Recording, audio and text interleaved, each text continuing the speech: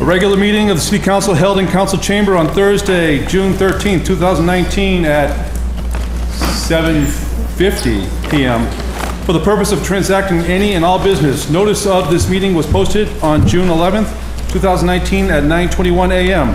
This meeting is being taped and is live on SATV. You're reminded to please shut off your cell phones or silence them. All councilors are present. Council President Steve Dibble presided. Councilor Milo moved to dispense of the reading of the record of the previous meeting. All those in favor? Opposed? Ayes have it.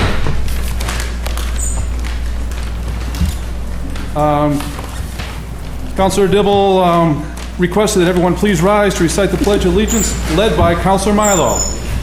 I pledge allegiance to the flag of the United States of America and to the republic for which it stands, one nation, under God, indivisible, with liberty and justice for all.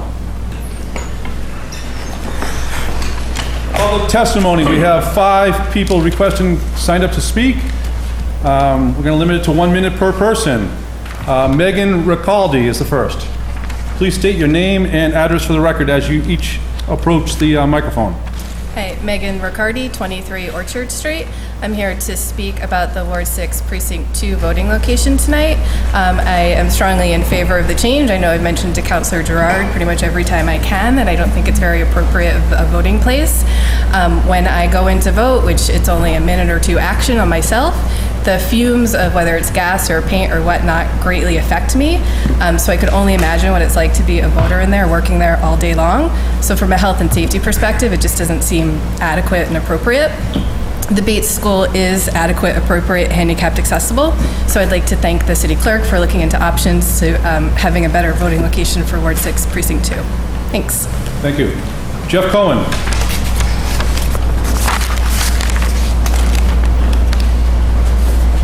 Jeff Cohen, 12 Hancock Street, Salem. Speaking briefly about the new language to the accessory living areas ordinance. I strongly support the language for a couple of reasons. It addresses a lot of issues that are not covered in the original ordinance, but specifically it will enable more people to remain in their homes and keep their homes, and it will potentially be a small part in increasing the diminishing rental stock that we have. You have the budget in front of you under the engineering department. I am strongly recommending that you pass or support increasing the sustainability coordinator from 19 hours to a full-time position of 35. It should be done anyway, but the current person in that position, Brittany Dolan, has helped secure over $4 million of grants for the city. It's necessary as we fight the climate crisis. Thank you. Tyler Terry. Tyler Terry, 22 School Street. Speaking about the Ward 6 Precinct 2 polling location change, it's the best solution, but it's pretty terrible. It makes it easier for more affluent people to vote at the expense of less affluent. You can check this on city data. Highly affluent people are now closer to the new polling place, while less affluent neighborhoods are further. It's a well-known rule of thumb that distance is negatively correlated with turnout, and affluency is positive. It's unfortunate that we have to make this change due to the bad condition of the polling location, because it will negatively affect people that expect the city council to have their best interests, because they have to struggle to survive. Thanks. Thank you. Christy Evans. Christy Evans, 1 Herod Street. I'm also speaking about Ward 6 Precinct 2 polling location change. I agree it's a horrible situation that we're in because the building has been left neglected by the city for so long. So we're in a state where we have to make the change because it is in such disrepair. I would also encourage the city to maybe look forward to improving the building and maybe using some CPA funds to do that, because it is a historic building there at Mack Park. So we are where we are. So unfortunately, we do have to make the change, but no one's really happy about it in our area. Thank you. Thank you. Fawaz Abashar?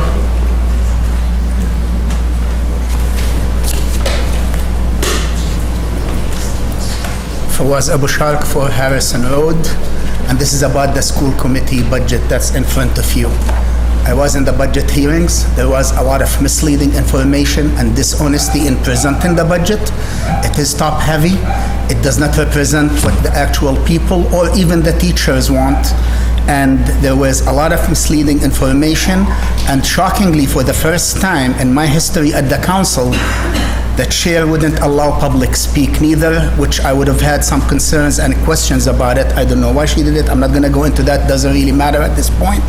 But I think that could have been a chance where some of the questions and the concerns been addressed.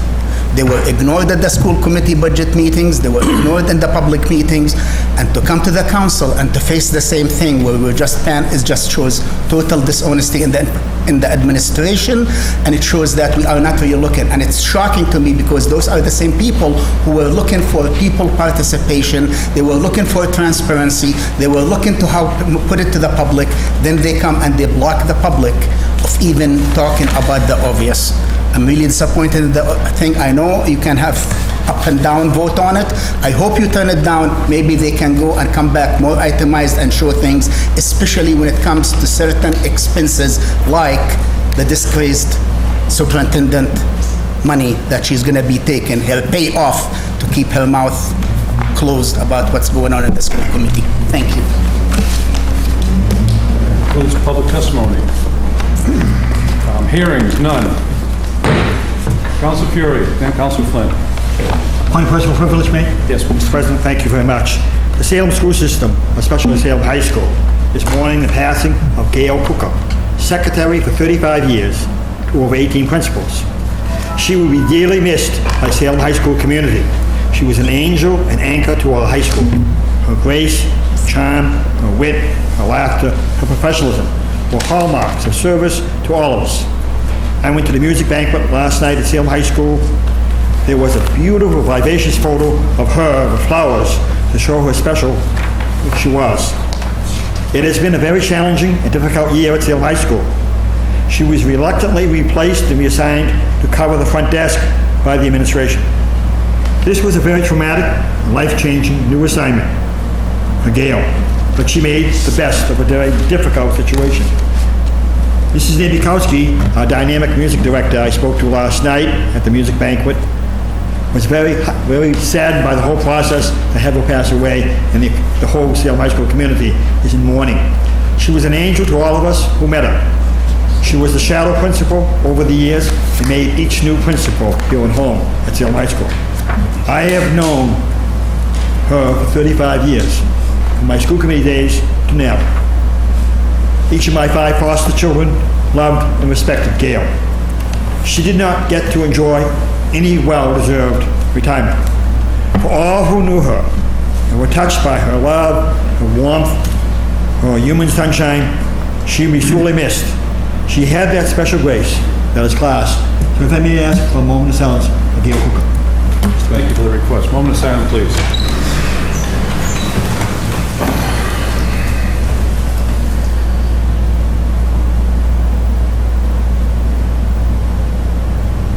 Thank you.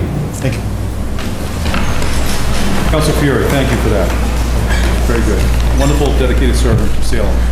Council Flynn. Thank you, Mr. Chair. I make a motion that we move to go out of order to page 11, communications from the mayor. Seeing no objection. Page 11. We have an ordinance to amend an ordinance relative to outdoor cooking appliances, heating equipment, and fireplaces. Be it ordained. Waive the reading. Page 15 again, John. Council McCarthy. Page 15. 15. Yeah.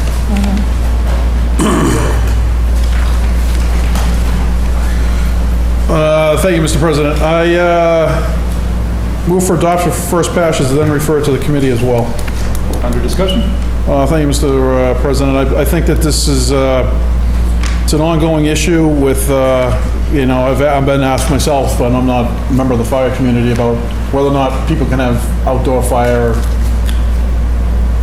pits or whatever in their yards, and I think it's important to make sure that everyone understands and make sure the rules are put into place. So I believe that the appropriate action would be to make sure we get this ball moving quickly, is the first passage for tonight, and then refer it to committee, and then have any questions that can be asked about it, or needed to be asked about it.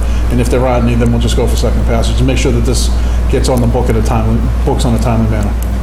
Thank you. Any further discussion? We have a representative from the fire chief. Can I see a motion to invite him up to the podium? So moved. Move to waive the rules to allow Chief Junta to address the council. Thank you, Councilor. Good evening.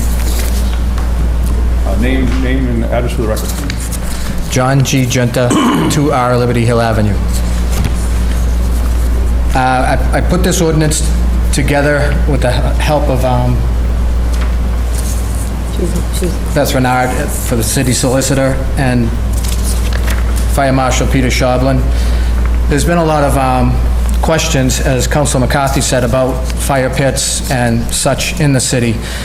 That being said, there has been one allowed at the Waterfront Hotel, and it's a gas-fired fire pit.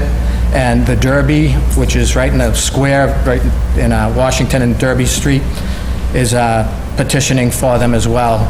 And if they get those gas-fired ones, which will be allowed in the ordinance, I know there'll be a lot of questions because they'll be right in the middle of the public. So having it right there, it would be nice to have information for the public to see what is allowed and what isn't allowed.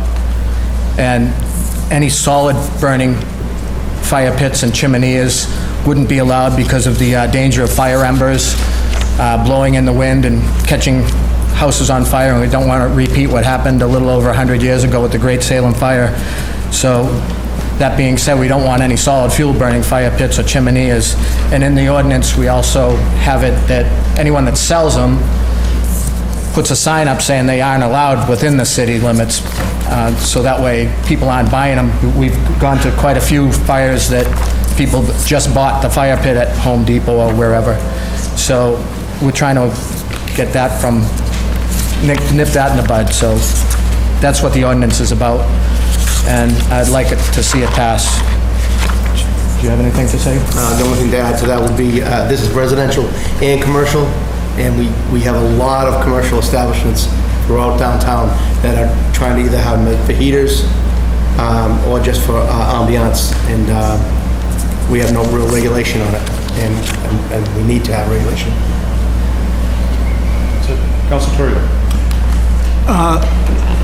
Thank you, Mr. President, through you. The one question I have, and I did not have a chance to do a full reading on this, having been preoccupied with the budget, does this allow for the standalone propane heaters that people use? I know there's a lot of establishments around Salem that use the propane heating towers. That's correct. And it just limits the amount they can store on site per Mass General Law. Thank you. The problem with propane is that the tanks have to be kept somewhere, and you can't take them through a building. So if you're talking about any place that's downtown here, they run into the problem where, what am I going to do when I have empty tanks? They need to be immediately taken off site. So we kind of encourage them to have it pre-piped, safer. Councilor Gerard. Thank you, Mr. President. Prior to the meeting, I did have a chance to have a conversation with the fire chief, and I want to point out to everyone that there is language in here about putting up signage at places like Home Depot and et cetera, so that people in Salem know and they're fairly warned before they buy something that it's not actually allowed in Salem. So I really appreciate you being considerate of that and adding the language that will let consumers know that it's not allowed. And as we were speaking, that I've had constituents contact me that they've had mixed responses depending upon which crew responded. So I think that this is really helpful for residents, that it's going to be very clear as to what's allowed and what isn't allowed. So thank you so much for all your work on this. Thank you. Thank you. Any further questions? Thank you, gentlemen, for being here. Thank you, Council. Thank you. Councilor McCarthy, can you restate your motion, please? Thank you, Mr. President. My motion is to go for first passage this evening, refer it to committee. If there's no one presents any questions or if there's not any concerns, then I'll take it up prior to our next council meeting at my 6:30 meeting, and then we'll refer it back out for second passage at that time. But my motion tonight would be for first passage. Do we have a second? Second. No need. Thank you. On Councilor McCarthy's motion for first passage, all those in favor? Opposed? Ayes have it. Councilor Peterson. Thank you, Mr. President. I move that we return to page 3 for the appointment. Appointments and reappointments. We have held from the last meeting the mayor's appointment of Darlene Malice of 155 Federal Street to serve as a member on the Tree Commission with a term to expire on May 23rd, 2022. Councilor Madore. Thank you, Mr. President. I understand that Ms. Mellis cannot be here tonight for her appointment, but since she has served on the Lorax Committee for several years and we all know about her commitment to the work, especially the Tree Commission, I wanted to see if the will of the body is to suspend Rule 29A and confirm her by roll call vote tonight. Second. No objection. Seeing no objection. I move for confirmation by roll call vote. Thank you. Any further discussion? Oh, yes, very quickly. Darlene Mellis, she has been committed to public service for many decades, starting with the school committee and continue to be involved with the Lorax Committee. And you can often see her walking around her neighborhood, pointing out trees or the lack of trees to her neighbors. And she's very devoted to this cause, and I'm really glad she's willing to continue to serve on the Tree Commission following the dissolving of the Lorax Committee, so I fully support her appointment. I'm looking forward to her joining the Tree Commission and contributing her expertise to the matter. Having served 2 years on the Lorax Committee myself, I absolutely agree. Any further discussion? There being none. On Council Madore's motion for confirmation by roll call vote, Madam City Clerk, will you please call the roll? Councilor Torrio? Yes. Councilor Sargent? Yes. Councilor Peterson? Yes. Councilor Milo? Yes. Councilor McCarthy? Yes. Councilor Madore? Yes. Councilor Gerard? Yes. Councilor Fury? Yes. Councilor Flynn? Yes. Councilor Dominguez? Yes. And Councilor Dibble. Yes.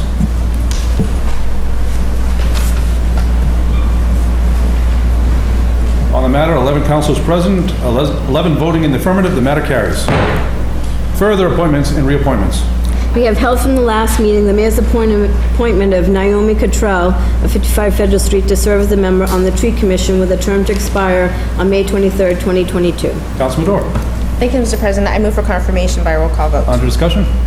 Yes, thank you, Mr. President. I've had the pleasure to know Naomi for a couple years now, and I'm really glad that she's willing to serve on the Tree Commission, knowing that the evidence of her great work is seen around our city currently.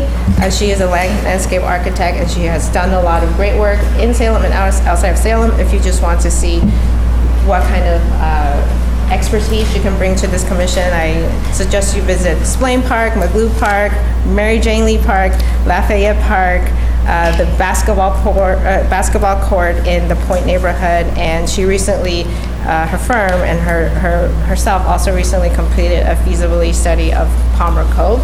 So she brings a lot of expertise to this commission, and I'm excited for her to start serving this commission, and I fully support her appointment to this commission. Again, I would agree. Councilor Torrio. Thank you, Mr. President. I too am in support of Ms. Cottrell's appointment here. I've worked with her on a number of park projects, as the Ward 2 Council mentioned, several in my ward. She did a wonderful job with Lafayette Park. She's done a wonderful job in handling the design and the alternatives down at Palmer Cove. She's worked with the city on numerous projects, and being willing to give her expertise to us for this purpose is terrific. To quote my at-large colleague across, the dean there, it's a win-win-win for everybody to have her helping us. Councilor Gerard. Thank you, Mr. President. I also want to echo the sentiments issued by my colleagues. I was fortunate enough to be able to work with Naomi on McGlue Park, along with the neighbors that were able to see her expertise in action. And when we started with the pit, it was a mess. And now it's absolutely gorgeous. She figured out how to work with the trees, how to work with the space to get us a park that is just so incredible. And I'm grateful that she's going to continue serving us on the Tree Commission. Any further discussion? There being none, on Council Mador's motion, Madam City Clerk, will you please call the roll? Council Torrio? Yes. Council Sargent? Yes. Council Peterson? Yes. Council Milo? Yes. Council McCarthy? Yes. Council Mador? Yes. Council Gerard? Yes. Council Fury? Yes. Council Flynn? Yes. Council Dominguez? Yes. And Council Dibble? Yes. On the matter, 11 councils present, 11 voting in the affirmative, the matter carries. Council Mador. Thank you, Mr. President. I move to suspend the rules to allow Ms. Cartrell to address the council if she so chooses. Seeing no objection, I appreciate all the affirmative votes, and I look forward to continuing to serve the community in this respect, and look forward to a future of healthy street and urban trees here in Salem.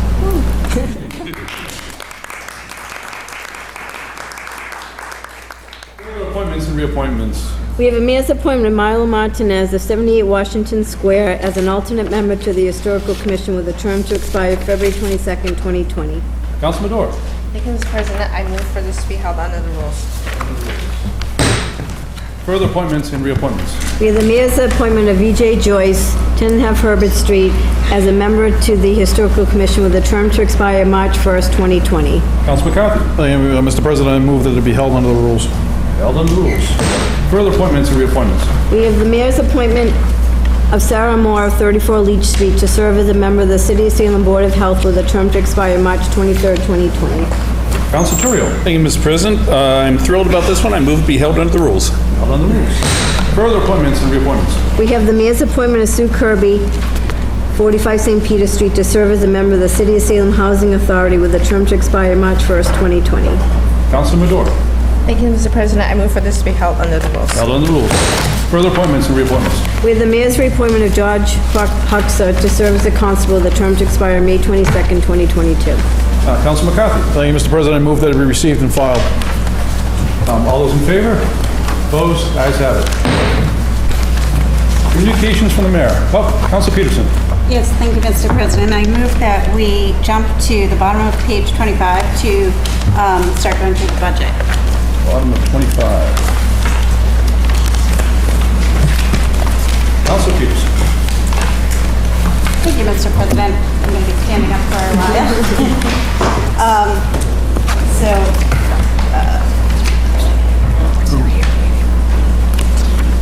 Yeah, we probably should. So just before we do that, we still have Zagster here. Oh. The mayor just pointed out that we still have Zagster here, so we may want to do that one first and get them on their way. Okay, what page is that? Council Peterson. Thank you, Mr. President. One moment. Page 24, bottom. Actually, I would like to amend my that was what jump you're looking for? to page 24, to the bottom of page 24, to do the e-scooter conversation first. Thank you. Council McCarthy. Thank you, the mayor, for pointing out that they were here. No, I just said I have all these beautiful stickers on my orders. I have to make sure I get the right one. Thank you, Mr. President. City of Salem and City Council, June 13th, 2019. The Committee on Ordinances, License, and Legal Affairs, to whom was referred the matter of ratifying Zaxxa's agreement to include e-scooters, has considered said matter and recommend that the matter be referred out of committee with no recommendation to the full council. On the acceptance of the report, all those in favor? Opposed? The ayes have it.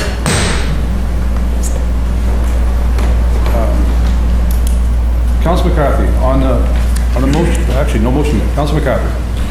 Thank you, Mr. President. And once again, I want to thank the entire City Council for indulging us earlier this evening. That's why the meeting ran late.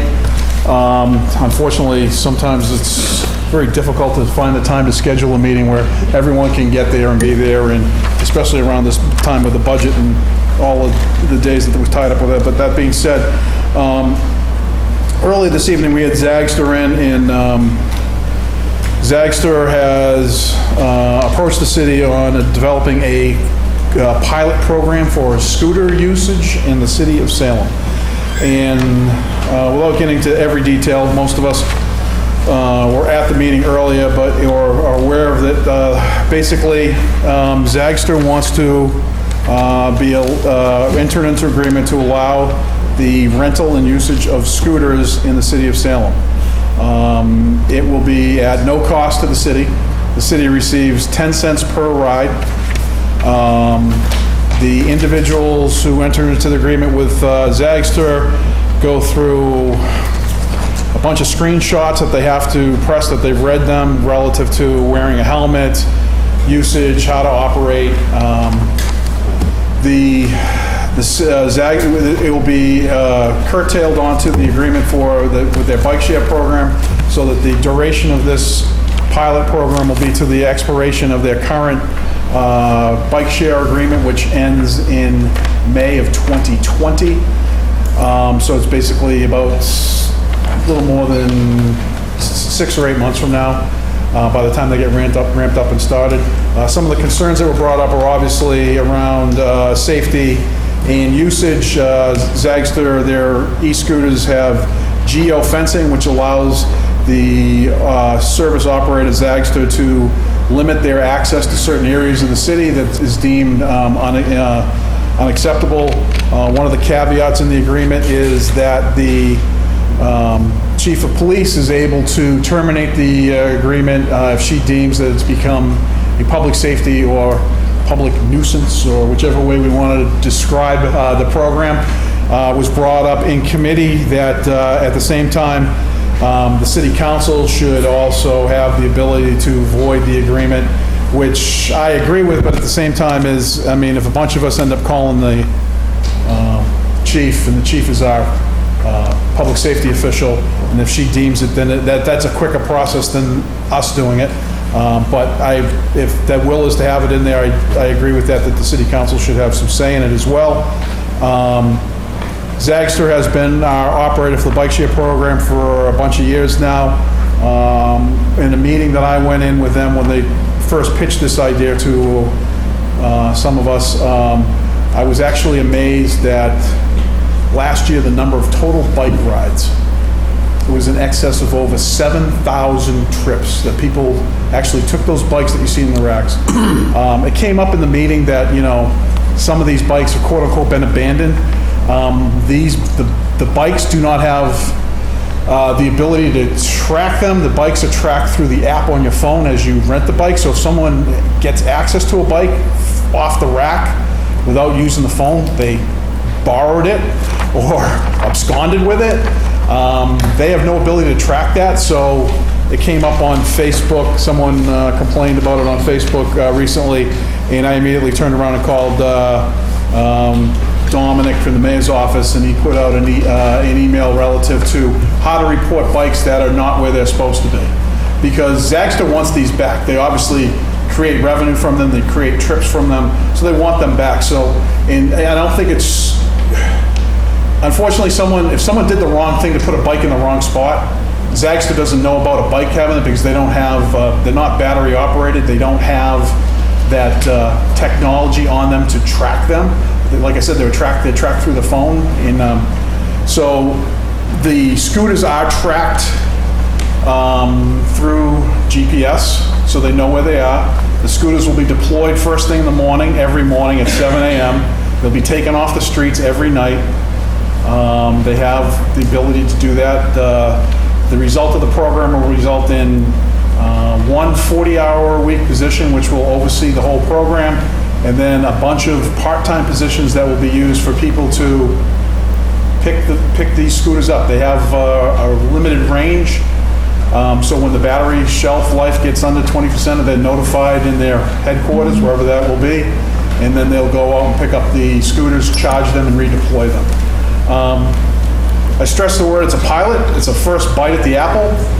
Someone in the community brought up the fact earlier this evening that it's the wrong time to do a pilot because Salem State isn't in session, there's less cars on the road.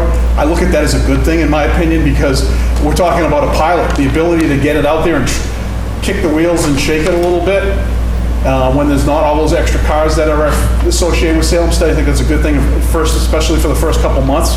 Let's be 100% honest, they do not operate in snow.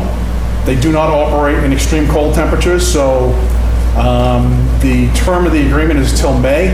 So we're basically looking at a short window because in the discussions that I've had with Lieutenant Tucker from the police department and with Zags themselves, there is no anticipation of utilizing these devices during certain weekends in October because of the sheer volume of pedestrians. It doesn't make sense. It's a pilot, it's a trial and error period to see if it's going to work. I'm cautious about it. I'm not a huge fan, but at the same time, I'm willing to take a try. So the recommendation out of committee was no recommendation, but I would recommend that the city enter into the agreement with Zagster for a pilot program and see if we can make this work. And if it doesn't work, I feel confident that the police chief in her department will have our backs and the backs of all the people in the city to stop the program if it's deemed a public safety issue. Thank you. Councilor Turner. Thank you, Mr. President. I agree with virtually everything my colleague from Ward 1 just said. I personally am of the opinion that there are other mobility technologies that have more promise down the road. I think e-bikes are a major area that we can go into, and there's some new and really exciting smaller e-bikes that are available that do this, that solve some of the shortcomings the scooters bring to the table. That said, for the purposes of doing a test for basically the remainder of this summer and into the early fall, because this will shut down when the Zagster bikes come off the street, which they come off generally in November at some point. They'll shut down around the same time. They'll be put away for the winter and maybe a couple of months of using them in the spring before the agreement is up for renewal with them. So I'm okay with doing this test, despite some of the reservations I have about scooters in general. I think, we're at the point where this is not a massive long-term commitment on the part of the city.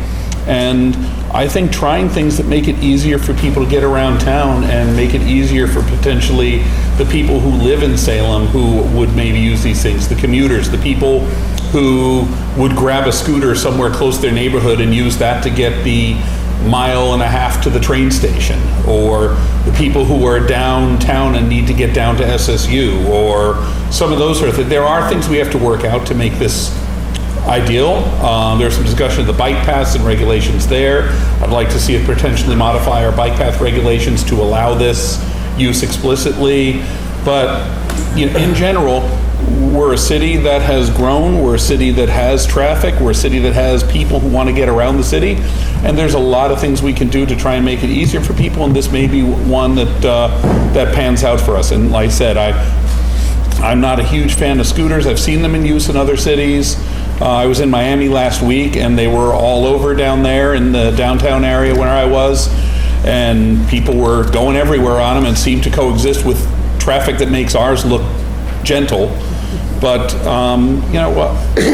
it's worth a try. And the fact that our chief of police can shut it down if she deems it to be a problem, there's nobody I trust more in the city to make that decision. So I'm in support of it. Thank you. Councilor Fiore, then Peterson, then Medor, then Dominguez. Mr. President, fellow members, Salem is an exciting city to live in. It's a hip city, 24/7 come to. People want to come to Salem because of what's going on in Salem. Salem's willing to take risks and chances. May I quote a hero of mine, a hero of many of yours? Life is a series of risks. Otherwise, life is not worth living. Helen Keller. Blind, deaf. What did she do in her lifetime? As a role model, as a profile courage to all of us. She loved horseback riding, canoeing, skiing, and today, I believe, she would be on this bike, this scooter. Sincerely, she'd be the first one on it. A friend, guiding her along the way, maybe a guide dog, comfort dog, she'd be there. Give it a chance. Life is a series of risks. It's a test. All generations, young and old, 71 on down, give us a chance, give us an opportunity. Salem's a fun place to be. I have faith and confidence of Chief Butler. I certainly do not believe the city council should be involved. Nowhere. Public safety is public safety. Police department is there to do that. Salem is a city of opportunity. This is an opportunity. Give it the opportunity. It's a series of risks. Let's have fun with it. It's a test. Thank you. Councilor Peterson. Thank you, Mr. President. I think this is the first thing since I started my term where I started out completely torn. I understand the pros and cons of both sides of this issue very much, and I've done a lot of work to come around. I think I am, in support cautiously of this tonight. Some of the concerns that I had originally, one is kind of wearing my Disabilities Commission liaison hat, and understanding, having been in other cities, about understanding sometimes that they're blocking the sidewalk, and I know that's not something that's ideal, of course. We don't want that, but some of the solutions that were proposed by the company I feel comfortable with, especially since it's a trial, in terms of having designated areas to put them, and incentives for doing that. I think that will go a long way. And then safety has been a big concern of mine, and I think the push around helmets is a good one, and they have some interesting solutions to get helmets to people. One thing that I'd like to see, and I don't think we need to address this tonight, but one adjustment is I'd like to see them be dropped earlier in the morning in the city, because I think that a lot of commuters are going to use it to get to the train and get to the boat, and a lot of people need to do that before 7 in the morning. So that's just one small adjustment I'd like to see, but in general, I am cautiously in favor of the trial. Councilor Madore. Thank you, Mr. President. I only wish that we place this much scrutiny and caution on cars. Cars kill at least one person a day in Massachusetts alone as of 2018. And as my Ward 1 colleague just mentioned, we had about 7,000 rides on Zaxter last year and not one fatality. We heard in our committee meeting earlier that some of the commentary mentioned that these scooters could be used as weapons. It could be used as, it could injure people, it could kill people. People who ride these are of a certain demographic and are troublemakers, and they are tourists. And we could apply all that to cars, but we're not placing any bans or putting so much scrutiny over cars. And we're doing the right thing about being thoughtful and scrutinizing and being cautious about the rules we place around these scooters. And I think it's a good thing that we're being so cautious, because we haven't tried this in our city, and I think it's worth a try. We put our faith in our police chief to make the ultimate decision on whether the pilot is working or not. I wish you could do that for cars. The moment that a car kills someone, we could say no more cars on the street. But we don't do that. So I think we could give this a try, see if it works. And if it doesn't, then it doesn't work. And just in Boston, every day, I see people on suits riding these scooters on the bike lane. And the benefit of that is it's convenient. If I didn't have a scooter to go to the train station, if I'm just beyond walking distance, I would have probably called for a Lyft or Uber. And that's one extra car on our street that adds to the congestion. If I had a scooter in front of me, I would probably just give it a try, see if it works. It's light, it's small, and it's a good option if we want to really be serious about addressing the climate crisis.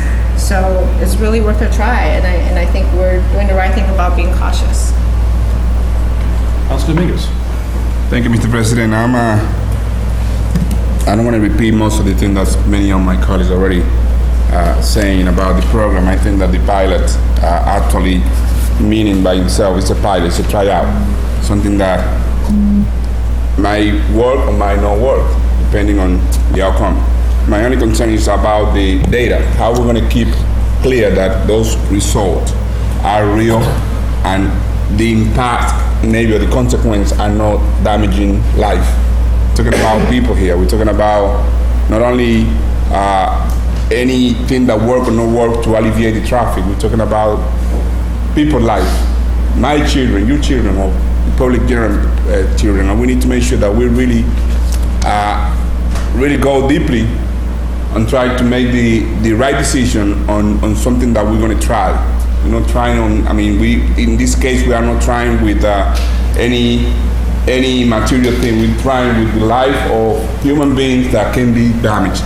So, with that said, I'm willing to see a tryout, but I wanted to see the enforcement be more strong enough to make sure that the damage will not really impact people's life and we cannot regret, because we cannot change once the damage is done and some of the people's life is being jeopardized.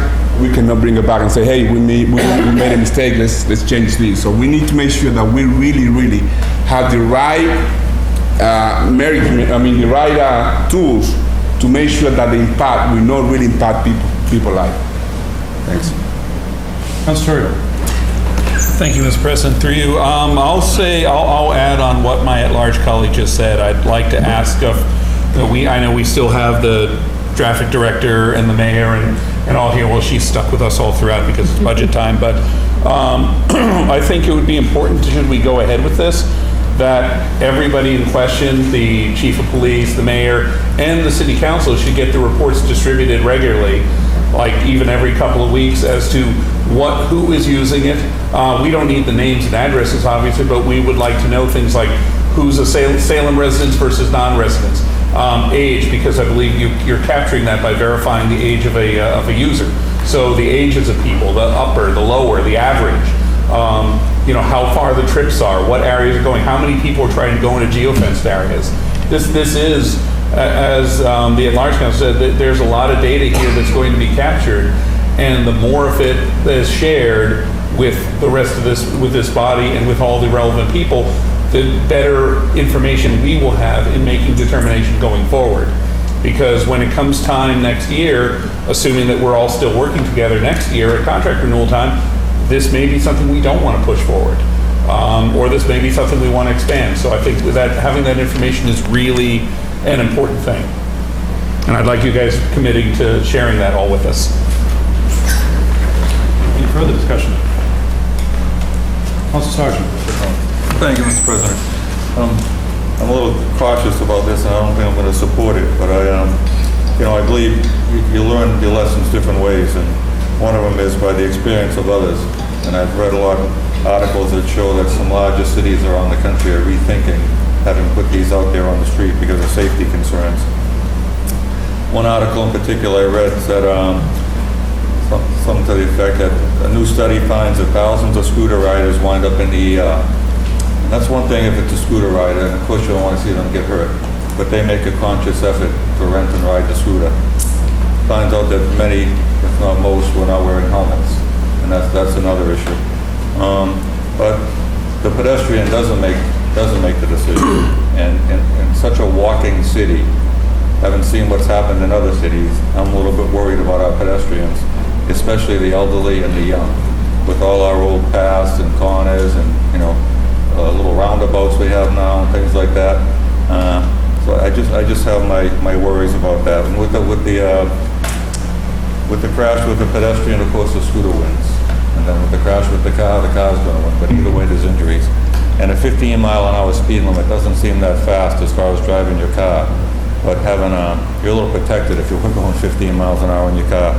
And we have electric vehicles at work, and I've seen the results of crashes in electric vehicles that are like a little mini pickup truck at 15 miles an hour. So it's a little bit more than you might think. So with that, I'm probably not going to support this tonight. Thank you. Any further discussion? Council Fury?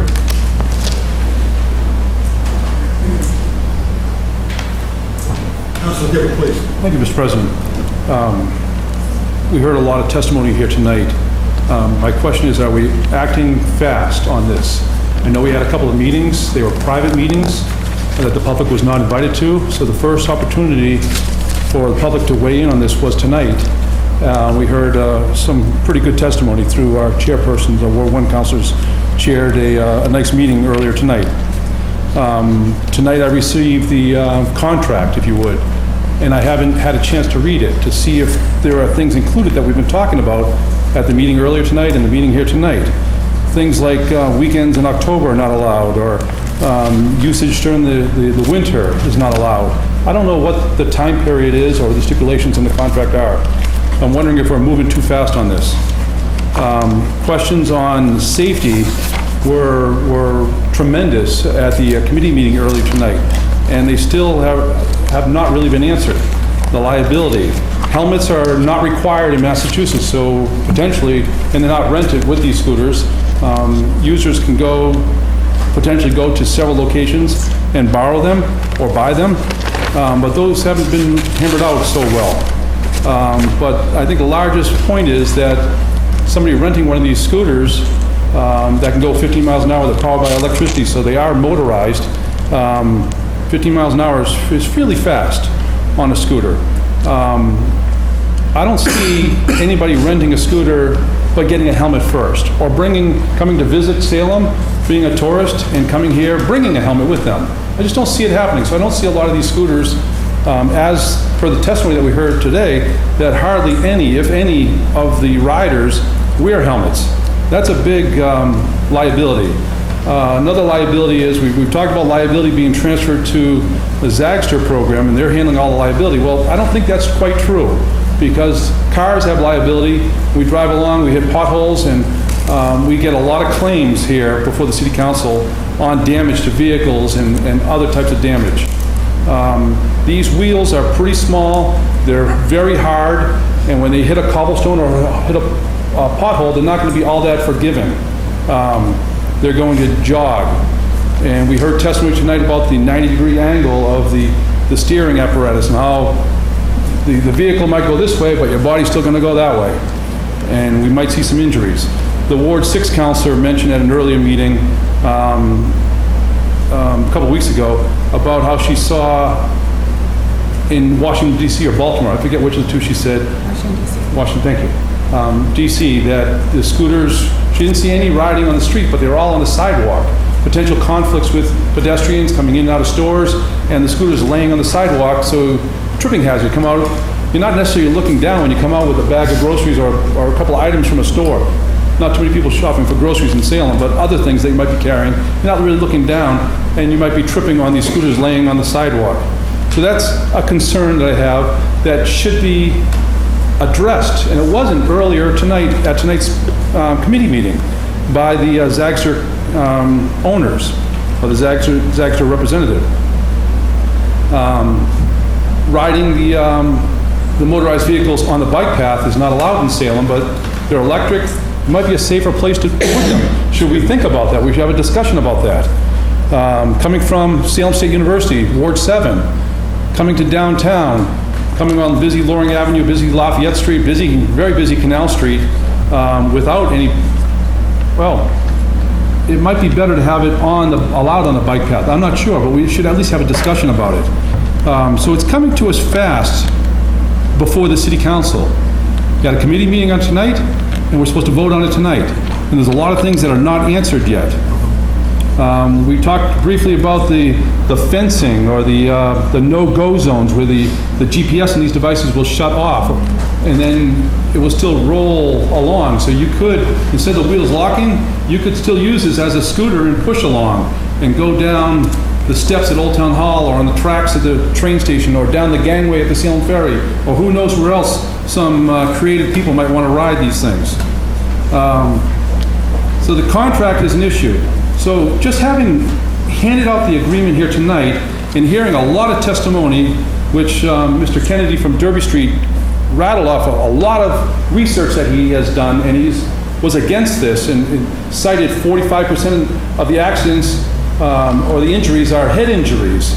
49% are from first-time users. Well, these are going to be tourists coming to Salem, looking at one of these devices, say, let's go for a ride. Looking around at the architecture of the buildings, trying to find a store or something, and boom, possibly hitting something.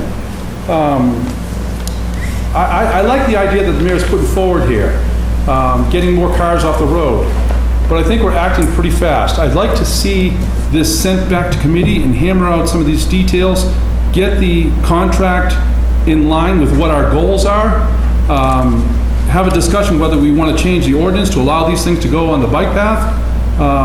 So I'd like to move tonight, and I'm close to being in favor of these, even though my son, 21 years old, had an accident on one of these scooters. It was not a powered scooter, it was one that was powered by his foot. 20 years old, he has 2 steel plates in his leg and 21 screws. I have a lot of reservations on these things, but I think if we're going to do this, a pilot program, it's a year-long program with 150 scooters. That's not really a pilot program, that is a program. And whether or not we go to many more scooters in the future, I'm not sure. But 150 scooters running around downtown Salem, from Salem State University to the ferry, to the train station, wherever else, that's a real program. And we need to, if we're going to do this, we need to do it right, and make sure that it's not rushed, and we have proper safety things. So I think a 2-week delay in this does not hurt anybody, does not hurt the program.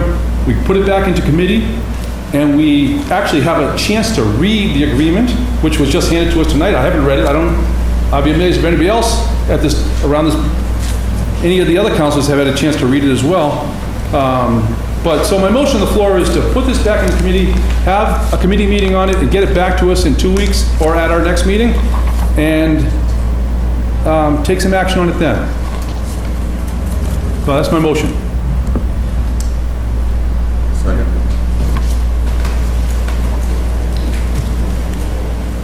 Councilor McCarthy, then Councilor Toronto. For the record, I have read the agreement. I'm the one who asked for it. We were at that meeting, yourself, myself, Mr. Kuchowski. That was 2.5, 3 weeks ago. So in that time, in the 2.5, 3 weeks, I asked the questions that I felt I needed, because I had a lot of reservations myself. So in the last 2.5 to 3 weeks, I have asked those questions. And that's why I asked for this agreement, so I could read through it, which I did, to understand, to answer all those questions about who had ultimate authority over shutting the program down, to what the cost was, and what all the other information was that you just alluded to. So everyone does have a copy. I asked for it. I just called up the city solicitor one day and sent her an email, I don't remember what, and I said, could I have a copy of the agreement? Because I knew one must exist, because we were going to enter into an agreement. So I took that upon myself.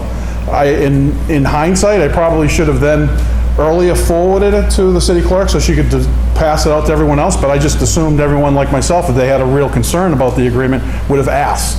So, all that being said, there are 2 motions on the floor.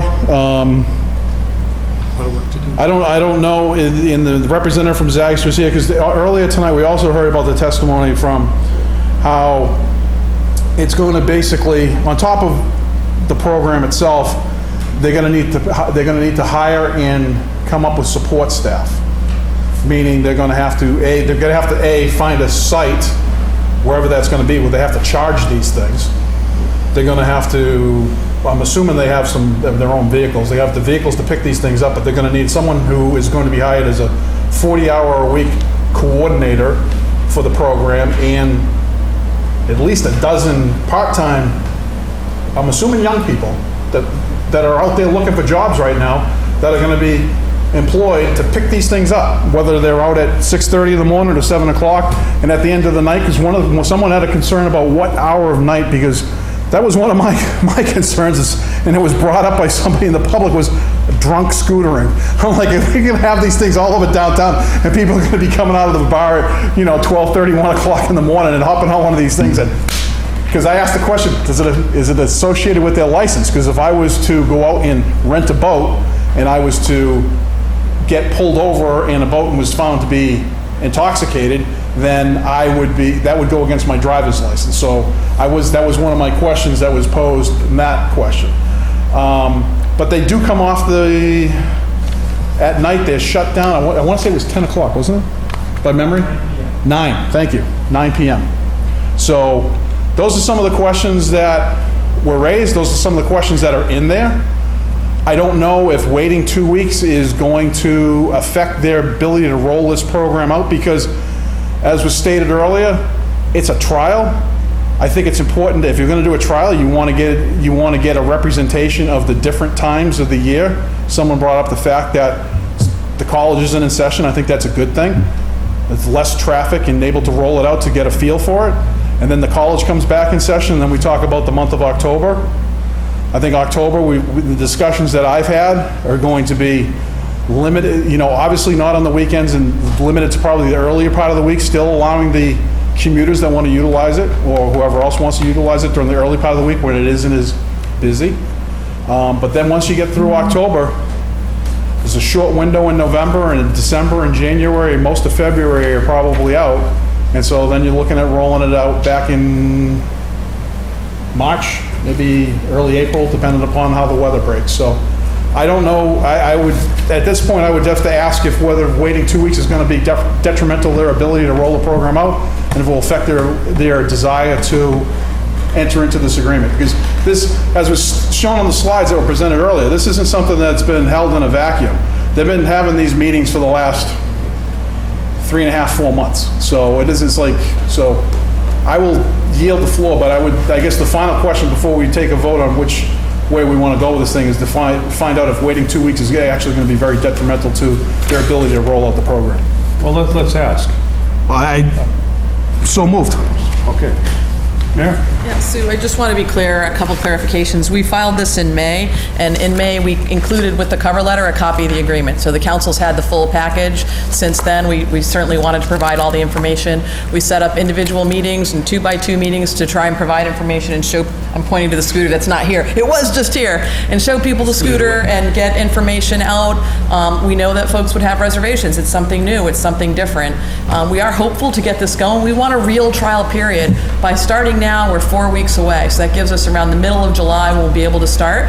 We want a time period before the college is in session to get these things, to get acclimated, to get things moving, and then we'll have a full month, at least in September, when the system is operating the way it should be with students in session, and then October it's going to change, right? We know we can't have the program that we're talking about in July and August in October, and we'll downshift, and we'll see what happens after that in terms of time and weather and whether it can, how long it can continue, and then it goes till May. So if we have a spring like we've had this time, frankly, I don't know when they'll exactly get back out, but the goal of this, as we mentioned earlier, is not just about having scooters as some new, the latest tool that folks are, the latest craze that people have. For us, it's really about trying to create options, creating these micro-mobility hubs. We've talked about community car share options and shuttles. We see that being incorporated to this. So if you come to Salem, if you live in Salem, you'll have options. We're a walkable city trying to improve infrastructure for walks and biking and scooters, community car share, shuttle systems to get people out of their car. We're only 8 square miles. These short distances, we actually think this is perfect for these shorter distances where maybe it's a little too long to bike, or maybe you're not somebody who's in shape for biking, or maybe the time that it takes to get there via bike doesn't work, but being a scooter it will. So we've tried to give all the information to the council. It's a representative, democracy that's charged with doing the due diligence and then hopefully making decisions. We think it's a reasonable pilot timeline, and it is important for us to move this today, given the fact that we'd like to have real data to share with you and to help us make decisions about this particular mode and model of alternative transportation. Mayor, if I may, you're doing a great job in promoting this program, and I thank you for it. Reducing the number of cars in Salem is really important. The question was, will a 2-week delay hurt this program? So what I thought I just said, and I'll try and make it a little more clear, is that we're hoping to be able to start in mid-July so that we'll have a good 6-week period of time before students start getting here. So we'll have some time to acclimate ourselves with this program. There are students here now. I mean, Salem State is completely shut down, but we'd like a soft opening into this in a time period when Salem's busy, but maybe we don't have as many students. We do have as many visitors. So And then we'll have September, a full month, when students are here, we can see how it works. October, this thing is going to downshift. It's going to look a lot different and maybe not operate, obviously, the way it would then. So yes, I think it's important that if we want real data, that we started, and we feel like we've tried to arm everybody with information. I don't know what more we're going to do between now and 2 weeks with respect to the pilot that's being proposed. Councilor Turner. Thank you, Mr. President. I'm sorry. I was going to just ask that we just move these questions because we have a lot of stuff before us that we haven't even started yet, so. We have more questions from the council. Councilor Girard. Thank you, Mr. President. You know, it's times like these that I truly, truly miss Councilor O'Keefe. In the last meeting that Councilor O'Keefe had here, Councilor Terrio was away. I had to cover for A&F, and I didn't do a good job preparing, and he yelled at me about doing my homework. We have, exactly what the mayor said, we have had this agreement since May. Since May, I want to say it was about a month ago, met with Mr. Kucharski, met with Chad, Councilor McCarthy was there, you were there as well. During that meeting, I expressed some concerns about it. I was worried, especially talking about my experience in Washington, D.C., where there were people riding on the sidewalk, where people were leaving them out on the sidewalks, and concerns about people with disabilities, that we want to encourage Salem as a place for all ages. And they assured me that what happened in Washington, D.C. would not happen here. It was basically willy-nilly 7 different companies showing up in Washington, D.C., and just, it's kind of Wild West. However, since then, because I do my homework, I have read the agreement, I have spoken to people in Washington, D.C., as well as a colleague of mine who works in Brookline, where they're utilizing these, and people are speaking very favorably. In fact, I even spoke with one of the members of the bicycling committee about this, and something that he said to me that struck me was, if we don't do a pilot, we're not going to know how it is, and if we do the pilot and it doesn't work, we're going to be the first city in the country that doesn't actually use these. And as most of you know, during the day, I'm an analyst. I have to take data from multiple sources to figure out if something works. And so when I met with the mayor to discuss this, what did I say to you? I said, you know, I'm a little concerned about this, but I need the data. We need the data to see how effective it is and if it works and if people even like them. Maybe we will be the first city in the country. If people say, no, we don't want this here, but we need the data. We need to move forward on this. Let's just get this done and let's try it and see what happens. Any further discussion? Move the question. Whereas there's no second on my motion to send it back to committee. I second it. I'm sorry? I second it. Seconded. Okay. I can withdraw the second if you want. I'm sorry, Council Sergeant. I can withdraw the second if you want me to. It's your choice. I second it, Clay. Okay. On the motion by Council Dibble, seconded by Council Sergeant, to refer the matter back to committee for further discussion. All those in favor? Opposed? Opposed. Opposed, have it. On the adoption of the recommendation by Council McCarthy for, let's take 2 votes? This is 1 vote. No. One vote? For approval. On the adoption of the recommendation by Council McCarthy, can I see a motion for a roll call vote on this, please? Can I see a show of hands, please? Okay. On the adoption of the recommendation by Councilor McCarthy for adoption, Madam City Clerk, will you please call the roll?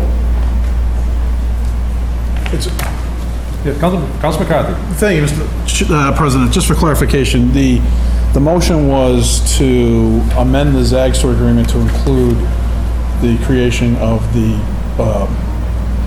scooter program, or scooter pilot, or whatever you want to refer to it. So just to be clear, we're just amending an existing agreement that already exists to include scooters. So It's not an ordinance, does not require 2 passes. We're amending the bicycle contract to add scooters to it.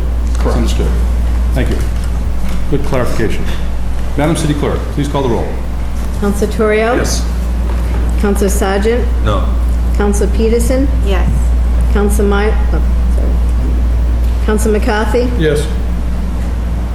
Council Madore? Yes. Council Girard? Yes. Council Fury? Yes. Council Flynn? No. Council Dominguez? Yes. Council Dibble? No. On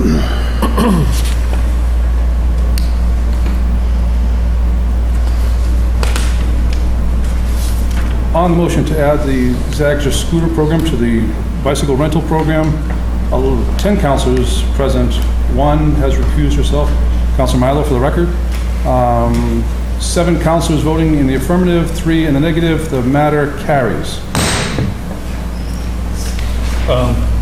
Councilor Torrio. Thank you, Mr. President. Move for immediate reconsideration. The hopes will not prevail. On the motion for immediate reconsideration, all those in favor?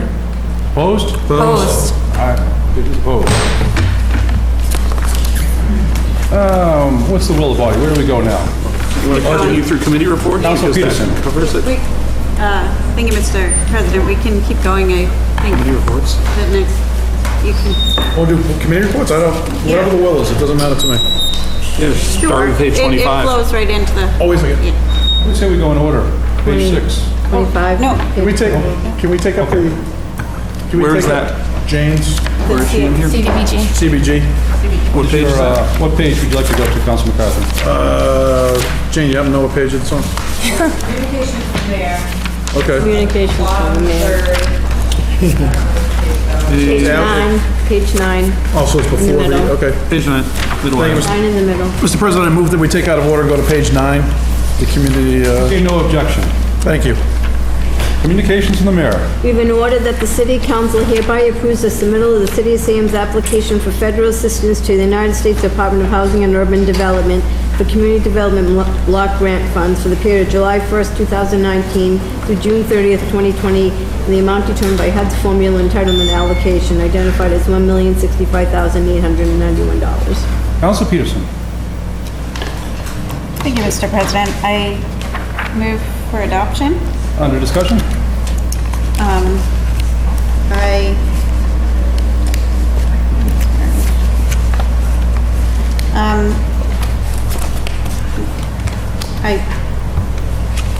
I want to move for suspension of the rules to allow Ms. Gagg to address the council if she so chooses.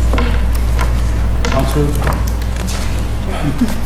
That's Gerard. correct, yes, thank you. Thank you. So I just want to say a few things about CDBG. I don't know if this maybe keeps you from standing up, but we've all been very fortunate to be able to have projects in our ward that have utilized CDBG program dollars. I know with, again, McGlue, one of the most important kickoff monies that we needed came from CDBG. I believe you had some. I know Good Ward 4 Councilor had some from CDBG. This is really just saying that we're going to accept the money. We need the money, so let's just accept it. Show us the money. Thank you. Councilor McCarthy. Thank you, Mr. President. I couldn't agree more. I just want to go on the record as saying Jane does a fabulous job with this program. It was one of those meetings I had to attend 12 years ago, and this number was a lot bigger back then. Unfortunately, it's one of those things that the federal government keeps wanting to put on the chopping block, but they decide to keep it coming. So I think that the amount of programs and the institutions in the city of Salem that utilize these funds, and I think as the Ward 6 Council just alluded to, this is just about accepting the money. This is when, when we have a plan, and Jane does a wonderful job doing community meetings and getting all the input on how those. Every year, we keep wishing there was more money to divide up amongst the entities that want it. And, we're talking a lot of entities that you'd be surprised if you looked at the list of that rely on some of these funds to help continue some of their programs. So I wholeheartedly move to pass this tonight. Thank you. Well, saw 2 hands. Hearing no objections to Councilor Peterson's request to allow Ms. Guy to speak. Ms. Guy?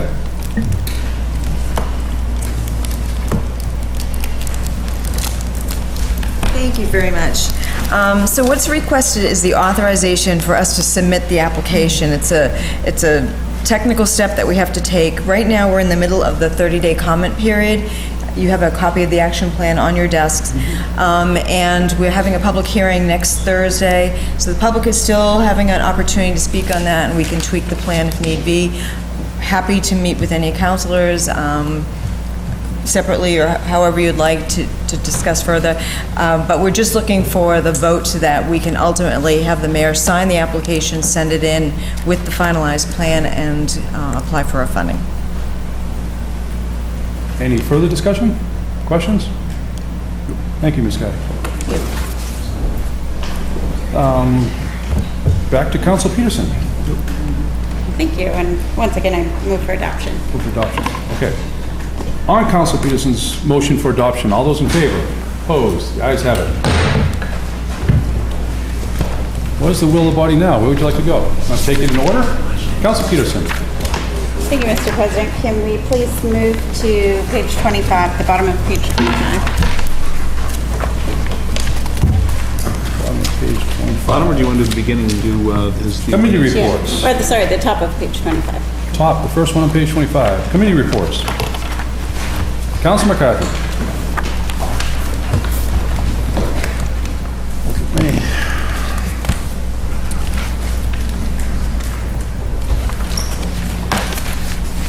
We have to do that first.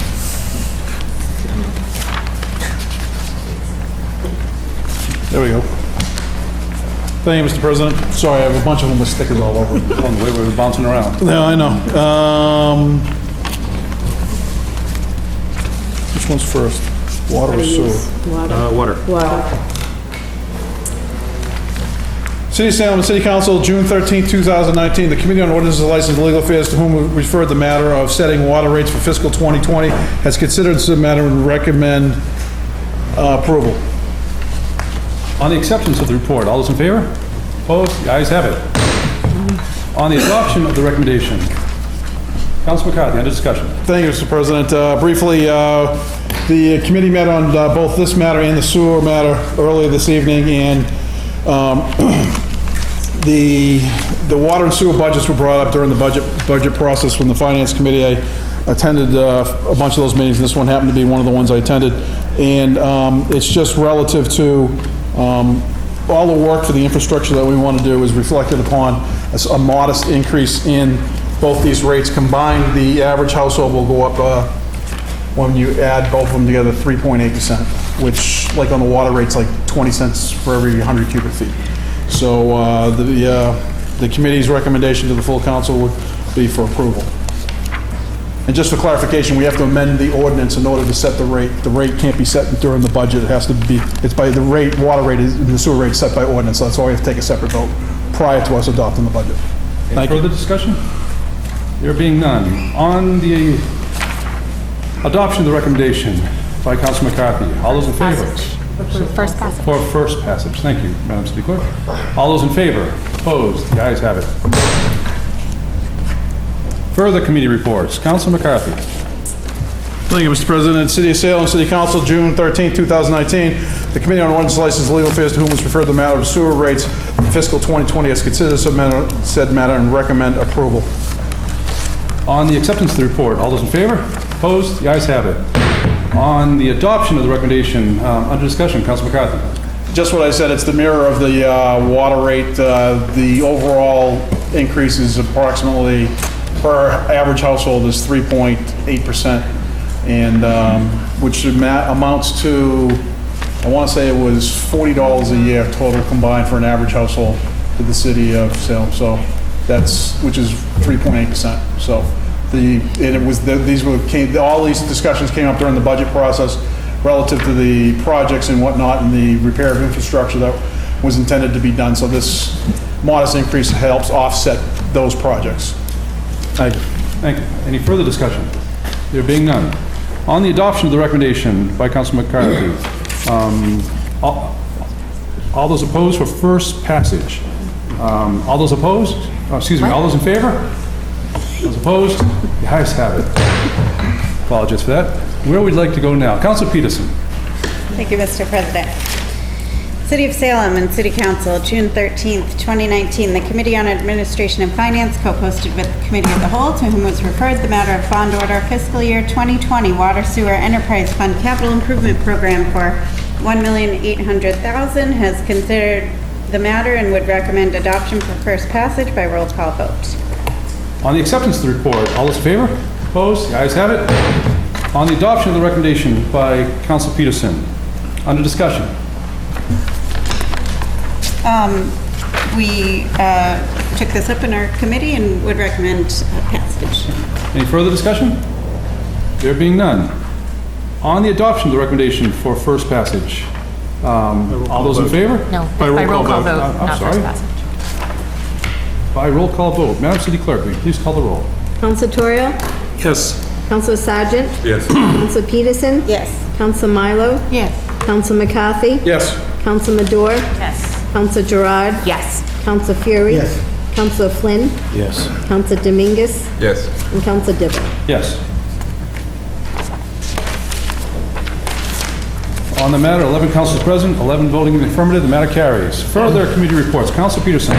Thank you, Mr. President. City of Salem and City Council, June 13th, 2019. The Committee on Administration and Finance co-posted with Committee of the Whole, to whom was referred the matter of bond order fiscal year 2020 General Fund Capital Improvement Program for $11,770,192, has considered said matter and would recommend adoption for first passage by roll call vote. On the acceptance of the report, all those in favor? Opposed? The ayes have it.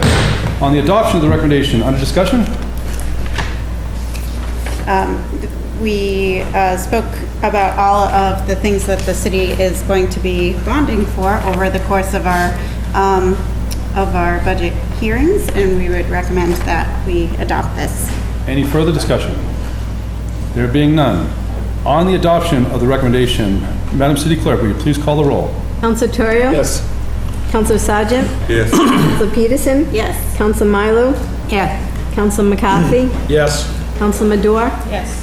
Counsel Gerard? Yes. Counsel Fury? Yes. Counsel Flynn? Yes. Counsel Dominguez? Yes. And Counsel Dibble. Yes.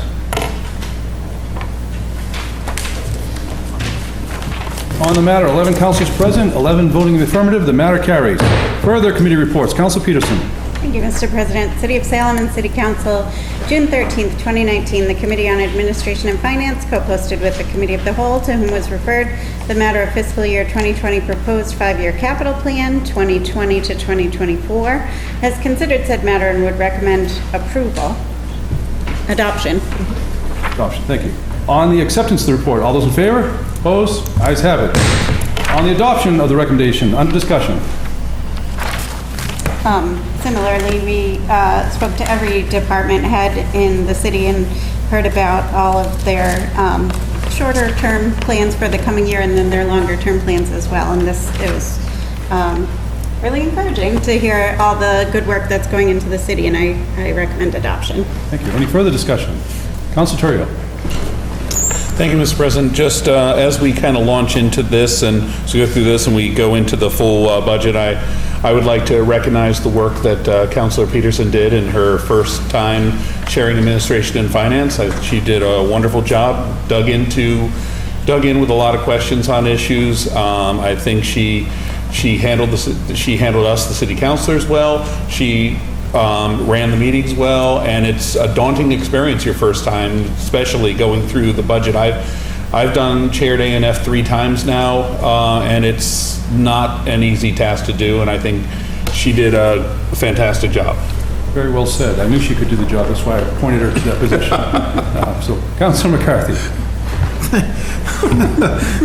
Thank you, Mr. President. As the evening's getting long, and we want to get this done, but I also want to echo that. I purposely attended a bunch of the finance meetings as being a senior member of the council, but not being a member of A&F, just to make, to help support my colleague in her first endeavor, because the budget, as Councilor Turrell alluded to, I've chaired finance at least 2 or 3 times, and it's a daunting task to keep all those numbers straight, and she's going to get a big test it's going to start in about 2 minutes reading all those numbers exactly the way they're written to make sure it gets approved appropriately, and then there'll be people queuing her from the back to make sure she's doing it correctly. But in all seriousness, it's a very serious topic when we talk about the budget and adopting it and how we move forward in this next year. And I want to thank specifically Councilor Peterson and her committee for all their good work during this last couple of weeks.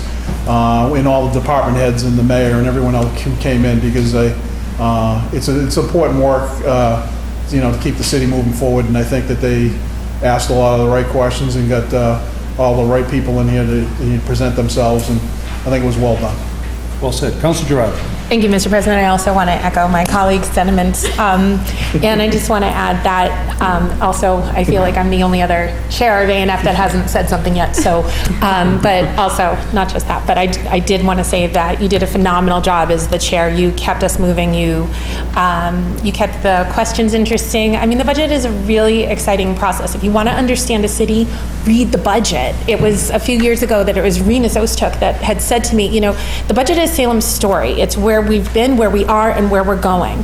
And what a fantastic opportunity that we all had to sit in these budget hearings and to have them led by you. You did a phenomenal job. And now let's finish it. Councilor Fiore. Shout out to cable TV. SATV has been covering us now live now. They've covered every single administration and finance meeting. In my 24 years on the city council, I have never requested the council president for me to become chairperson of administration and finance for obvious reasons. Dynamite job, dynamite. Thank you, Councilor. Councilor Peterson.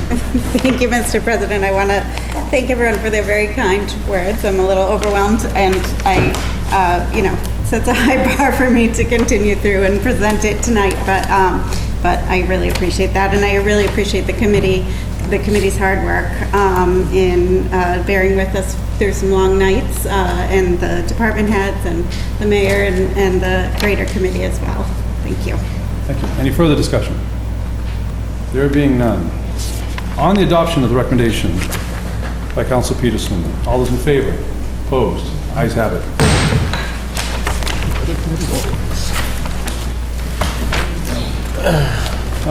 Further committee reports. Administration and Finance, Budget. Councilor Peterson. All right. So I offer the following report for the Committee on Administration and Finance, co-posted with the Committee on the Whole, to whom was referred the matter of fiscal year 2020. I move that we adopt the report. On the acceptance of the report, all those in favor? Opposed? Ayes have it. Councilor Peterson. I'll just keep standing up if that's okay. Thank you, Mr. President. So the first one is the mayor's departmental budget for fiscal year 2020. Personnel of $426,793, non-personnel expenses of $174.950 for a total of Read that, please. Yeah. Okay, thank you. You just read the bottom line. Non-personnel expenses of $174,950. Yes, thank you. For a total of $601,743. And I move that we adopt? Move for approval. I move for approval. Excuse me? I move for approval. Thank you. Under discussion? Yes, I just want to mention, this is the one area that we did reduce by $1,750, and this amount that I've read reflects the reduced amount. Any further discussion? There being none. On Councilor Peterson's motion for approval, all those in favor? Opposed? The ayes have it. Councilor Peterson. Thank you, Mr. President. I move that we adopt the City Council departmental budget for fiscal year 2020. Personnel amount in $159,700 and non-personnel expenses of $61,650 for a total of $221,350. Under discussion? No discussion. Any further discussion? There being none. On Councilor Peterson's motion for approval, all those in favor? Opposed? The ayes have it. Councilor Peterson. Thank you, Mr. President. I move that we approve the city clerk departmental budget for the fiscal year 2020 of the personnel amount of $309,279 and the non-personnel expenses of $12,200 and the total amount of $321,479. Under discussion? No discussion. There being none. Any further discussion? There being none. On Councilor Peterson's motion for approval, all those in favor? Opposed? The ayes have it. Councilor Peterson. Thank you, Mr. President. I move that we approve the elections and registration departmental budget for fiscal year 2020. The personnel amount in $131,733 and the non-personnel expenses in $86,100 for a total amount of $217,000. $1,833. Under discussion? No discussion. Any further discussion? There being none, on Council Peterson's motion for approval, all those in favor? Opposed? The ayes have it. Council Peterson. Thank you, Mr. President. I move that we approve the assessing departmental budget for fiscal year 2020 with the personnel amount of $323,951, the non-personnel expenses amount of $45,900, for a total amount of $369,851. Under discussion? No discussion. Any further discussion? There being none, on the motion for approval, all those in favor? Opposed? The ayes have it. Council Peterson. Thank you, Mr. President. I move that we approve the collector departmental budget for fiscal year 2020 with a personnel amount of $245,012, a non-personnel expenses amount of $8,300, for a total amount of $253,312. Under discussion? There being none. Any further discussion? Seeing none, on Council Peterson's motion for approval, all those in favor? Opposed? The ayes have it. Council Peterson.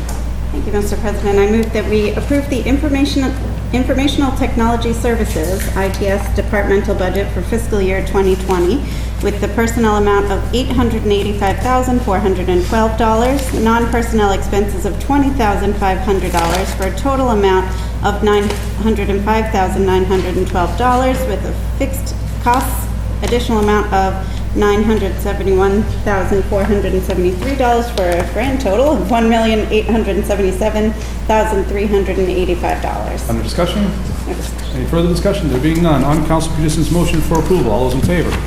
Opposed? Ayes have it. Council Peterson. Thank you, Mr. President. I move that we approve the Finance Department budget for fiscal year 2020 with the personnel amount in the amount of $334,945, a non-personnel expenses amount of $57,900, with a total amount of $392,845. Under discussion? Any further discussion? There being none, on Council Peterson's motion for approval, all those in favor? Opposed? The ayes have it. Council Peterson. Thank you, Mr. President. I move that we approve the Parking Department budget for fiscal year 2020 with a personnel amount of $839,813, non-personnel expenses amount of $370,295, for a total amount of $1,210,108. Under discussion? No discussion. Any further discussion? There being none, on Council Peterson's motion for approval, all those in favor? Opposed? The ayes have it. Council Peterson.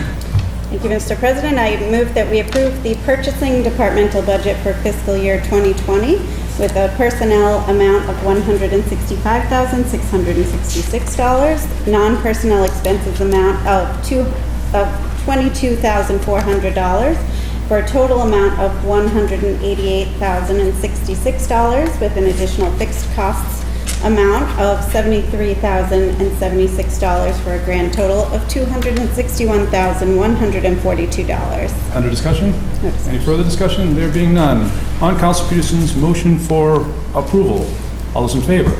Opposed? The ayes have it. Council Peterson. I move that we approve the Treasurer Departmental budget for fiscal year 2020 in the personnel amount of $257,933, non-personnel expenses of $177,838, for a total of $435,771. Additionally, debt services expenses in the amount of $6,805,440.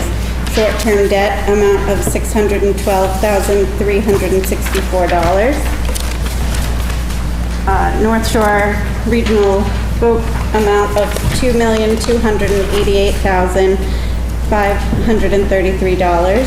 State assessment expenses of $9,126,559. Contributory retirement personnel services in the amount of $12,287,979, non-contributory retirement personnel services of $9,779, Medicare personnel services of $1,245,362, municipal insurance non-personnel expenses in the amount of $348,969 for a grand total of $33,160,756. Under discussion? Any further discussion? There being none, on Council Peterson's motion for approval, all those in favor? Opposed? Ayes have it. Council Peterson. Thank you, Mr. President. I move that we approve the solicitor licensing departmental budget for fiscal year 2020 with a personnel amount of $310,377, non-personnel expenses of $60,300 for a total of $370,677. On discussion? Any further discussion? On the motion for approval, all those in favor? Opposed? The ayes have it. Council Peterson. Thank you, Mr. President. I move that we approve the Human Resources Departmental budget for fiscal year 2020, which includes a personnel amount in the amount of $306,165, non-personnel expenses in the amount of $39,800, a total amount there of $345,965, an additional workman's comp personnel number of $463,216, unemployment comp personnel in the amount of $300,000, and group insurance personnel in the amount of $14,606,817. 16. I will repeat that number. Sorry. $14,616,817 for a grand total of $15,725,998. Under discussion? Any further discussion? There being none, on the motion for approval, all those in favor? Opposed? The ayes have it. Council Peterson. Let the record show that Council Flynn has recused himself. Thank you, Mr. President. I move that we approve the fire departmental budget for fiscal year 2020 with a personnel amount in the amount of $9,123,210, non-personnel expenses in the amount of $493,138, for a total of $9,616,348. Under discussion? Any further discussion? There being none, on the motion for approval, all those in favor? Opposed? The ayes have it. Council Peterson. Thank you, Mr. President. I move that we approve the police departmental budget for fiscal year 2020 with a personnel amount of $10,197,787, a non-personnel expenses amount of $802,174, for a total amount of $10,999,961. Discussion? Any further discussion? There being none, on the motion for approval, all those in favor? Opposed? The ayes have it. Council Peterson. Thank you, Mr. President. I move that we approve the Harbor Master departmental budget for fiscal year 2020 with a personnel amount of $350,293, a non-personnel expenses amount of $49,000, for a grand total of $399,293. Under discussion? Any further discussion? There being none, on the motion for approval, all those in favor? Opposed? The ayes have it. Council Peterson. Thank you, Mr. President. I move that we approve the Public Property, Building, Plumbing, Gas Inspections Departmental budget for fiscal year 2020, including inspectional services, building, plumbing, gas inspector, personnel line item of $684,339, and a non-personnel expenses line item of $52,100 for a total of $736,439. Additionally, included in that, the Zoning Board of Appeals non-personnel expenses amount of $1,200 and public property fixed costs of $685,900 for a grand total of $1,423,539. Under discussion.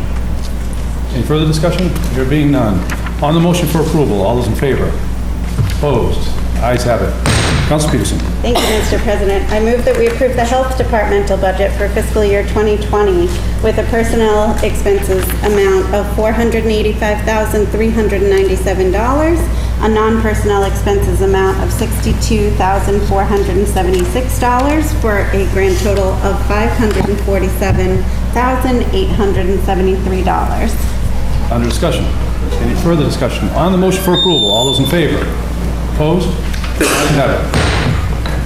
Council Peterson. Thank you, Mr. President. I move that we approve the electrical department budget for fiscal year 2020 with a personnel amount of $425,990, a non-personnel expenses amount of $383,000 for a total of $808,990. Under discussion.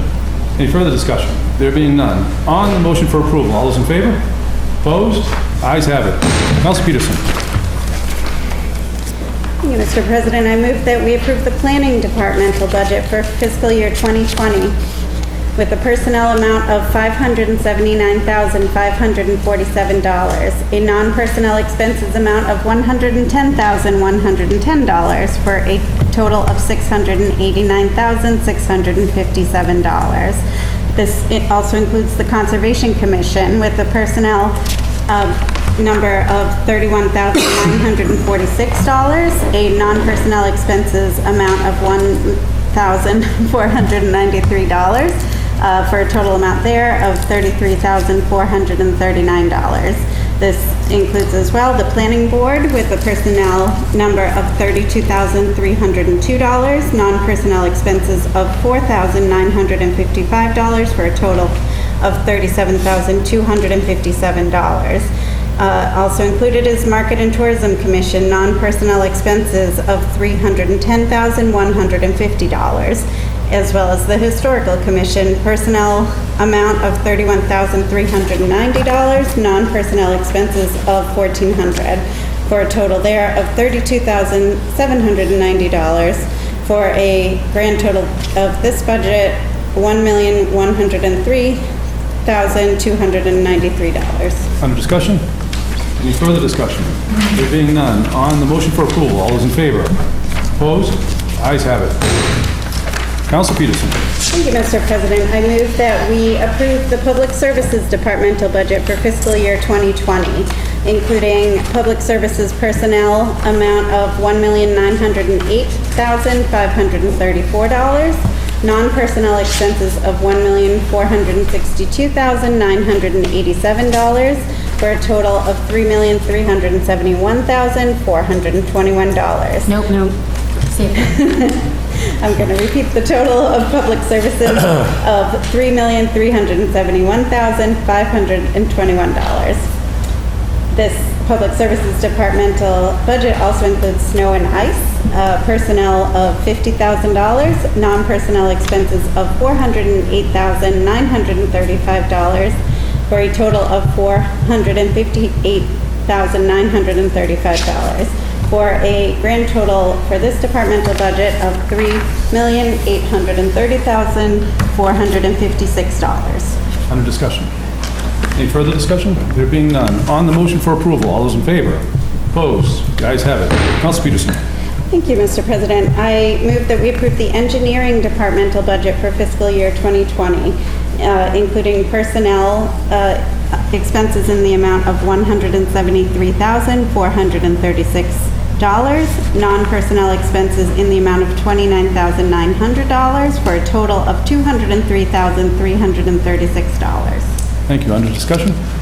Any further discussion? There being none. On the motion for approval, all those in favor? Opposed? The ayes have it. Council Peterson. Thank you, Mr. Let the President. record show that Council McCarthy has recused himself. Thank you. I move that we approve the Recreation and Community Services Departmental budget for fiscal year 2020, which includes a few things. First is the recreation personnel amount of $325,525, non-personnel expenses of $224,825, for a total of $550,350. It also includes the golf course personnel amount of $337,339, non-personnel expenses of $227,438, for a total of $564,777. It includes the witch house personnel of $109,999, and $46,598. Non-personnel expenses of $81,180 for a total of $227,778. It additionally includes the Pioneer Village non-personnel expenses of $18,600 and Winter Island personnel expenses of $192,516, non-personnel expenses of $70,350 for a total of $262,866, giving us a grand total for the recreation and community services budget of $1,624,371. Under discussion? Any further discussion? There being none. On the motion for approval, all those in favor? Opposed? Ayes have it. Council Peterson. Thank you, Mr. President. I move that we approve the Council on Aging departmental budget for fiscal year 2020, including the personnel amount of $474,998, non-personnel expenses of $54,400, for a total amount of $529,398. Under discussion? Any further discussion? There being none. On the motion for approval, all those in favor? Opposed? The ayes have it. Council Peterson. Thank you, Mr. President. I move that we Let the record show that Council McCarthy has returned. Thank you. I move that we approve the library departmental budget for fiscal year 2020, including the personnel amount of $1,042,975, non-personnel expenses of $339,407, for a total of $1,382,382. Under discussion? Any further discussion? There being none. On the motion for approval, all those in favor? Opposed? The ayes have it. Council Peterson. Thank you, Mr. President. I move that we approve the Veterans Services Departmental budget for fiscal year 2020, including a personnel amount of $118,899, a non-personnel expenses amount of $452,750, for a total of $571,649. Under discussion. No discussion. Any further discussion? There being none. On the motion for approval, all those in favor? Opposed? Ayes have it. Council Peterson. Thank you, Mr. President. I move that we approve the school departmental budget for fiscal year 2020, including administrative and expenses, total of $59,833,547. Under discussion? No. Any further discussion? There being none. On the motion for approval, all those in favor? Opposed? The ayes have it. Council Peterson. Thank you. I think we're getting there. I move that we approve budget transfers out of general fund for fiscal year 2020 in the total amount of $3,927,144. Under discussion? Any further discussion? There being none. On the motion for approval, all those in favor? Opposed? The ayes have it. Council Peterson. Thank you, Mr. President. I move that we approve the total general fund for the fiscal year 2020, total amount of $151,786,059. Under discussion? Any further discussion? There being none. On the motion by Council Peterson for approval, all those in favor? Opposed? Ayes have it. Council Peterson. Thank you, Mr. President. I move that we approve the Sewer Enterprise Fund for fiscal year 2020, approval by roll call vote. And this includes public services sewer in the personnel amount of $477,824, expenses amount of $179,250, for a total of $657,074. It also includes the engineer sewer personnel amount of $185,616, non-personnel expenses of $455,200, in the total amount of $640,816. It also includes the treasurer debt services amount of $1,692,388, short-term debt services of $47,000, sewer assessment SESD of $4,881,292. Insurance deductibles for that in the amount of $5,000. And the total sewer enterprise amount, personnel, $663,440. Non-personnel expenses of $7,260,130, for a total there of total sewer enterprise fund amount of $7,923,570. And again, move for approval of that by roll call vote. Thank you. Under discussion? No discussion. Any further discussion? There being none. On the motion by Council Peterson for approval by roll call vote, Madam City Clerk, will you please call the roll? Council Torrio? Yes. Council Sargent? Yes. Council Peterson? Yes. Council Milo? Yes. Council McCarthy? Yes. Council Madore? Yes. Council Gerard? Yes. Council Fury? Yes. Council Flynn? Yes. Council Dominguez? Yes. And Council Dibble. Yes. On the motion by Council Peterson, 11 councilors present, 11 voting in the affirmative, the matter carries. Council Peterson. Thank you, Mr. President. I'd like to move for immediate reconsideration in the hopes that it does not prevail for that one, please. On the motion for immediate reconsideration, in the hopes that it does not prevail, all those in favor? Opposed? Opposed. Opposition has it. It does not carry. Council Peterson. Thank you, Mr. President. I move that we approve the Water Enterprise Fund for fiscal year 2020, including public services water personnel amount of $532,824, non-personnel expenses of $180,750, for a total of $713,574. It also includes the engineering water personnel amount of $185,616, non-personnel expenses of $486,400, for a total of $672,016. This budget also includes the treasurer's water long-term debt amount of $2,304,157, water short-term debt of $46,000. Salem Beverly Water Board assessment of $2,570,514, and an insurance deductible for that one of $2,500.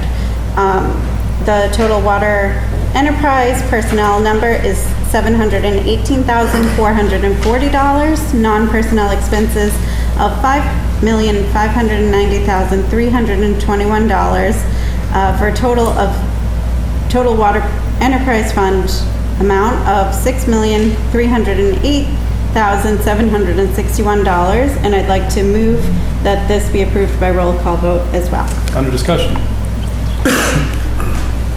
No discussion? No discussion, sorry. Any further discussion? There being none. On the motion by Council Peterson for approval,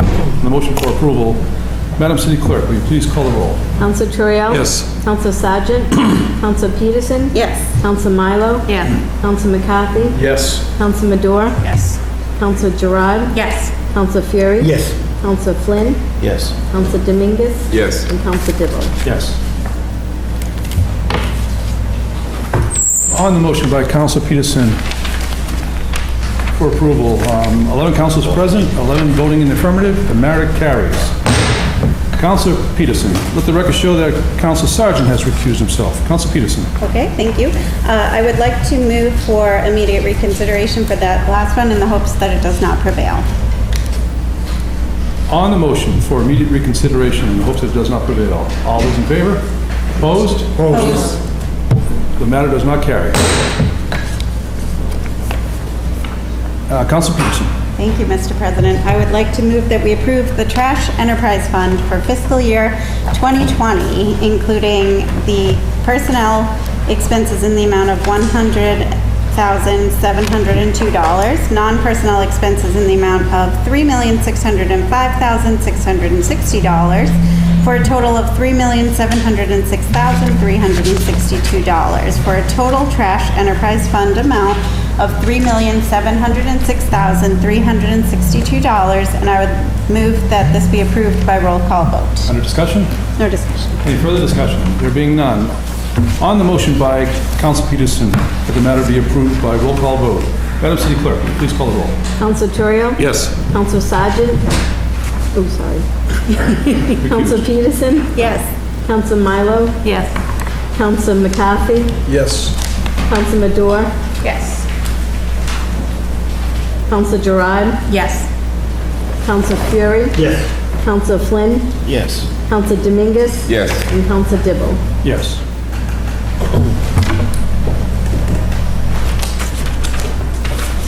On the motion for approval, 10 councilors present, 1 has been recused, 10 councilors voting, 10 in the affirmative, the matter carries.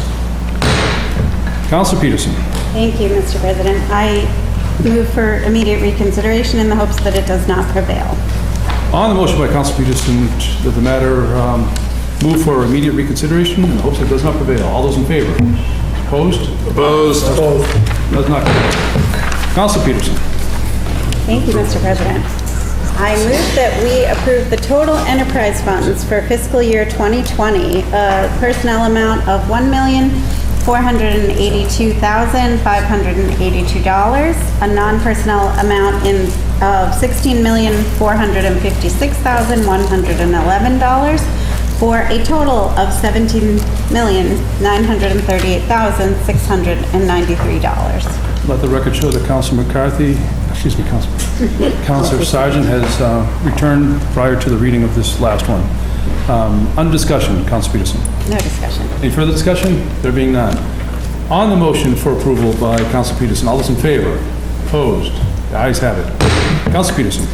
All right, I move, thank you, Mr. President, I move that we approve the total operating budget for fiscal year 2020 in the amount of $169,724,752, and I move for adoption by roll call vote. Under discussion? Yeah, I just want to reiterate what I said at the beginning. I want to thank you for this opportunity and thank the committee for the hard work in getting here. It was hard work, so I appreciate everybody being a part of it and all the department heads that stayed late. It was a really wonderful way to get insight into everything, all the exciting things that are happening in the city, and we should all be proud. Very well said. Any further discussion? There being none.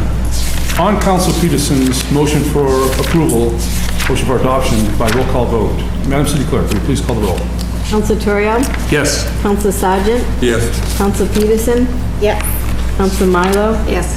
Council McCarthy? Yes. Council Madore? Yes. Council Gerard? Yes. Council Fury? Yes. Council Flynn? Yes. Council Dominguez? Yes.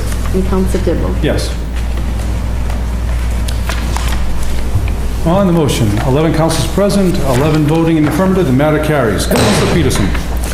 Thank you, Mr. President. I move for immediate reconsideration in the hopes that it does not prevail. On the motion by Councilor Peterson for immediate reconsideration, in the hopes that it does not prevail. All those in favor? Opposed? Opposed. The matter does not carry. Councilor Fury. If I may, this is a beautiful team effort, my last budget for the year in my career. I wish to sincerely thank Laurie Giardella and Nina Bridgman. What a finance team that is.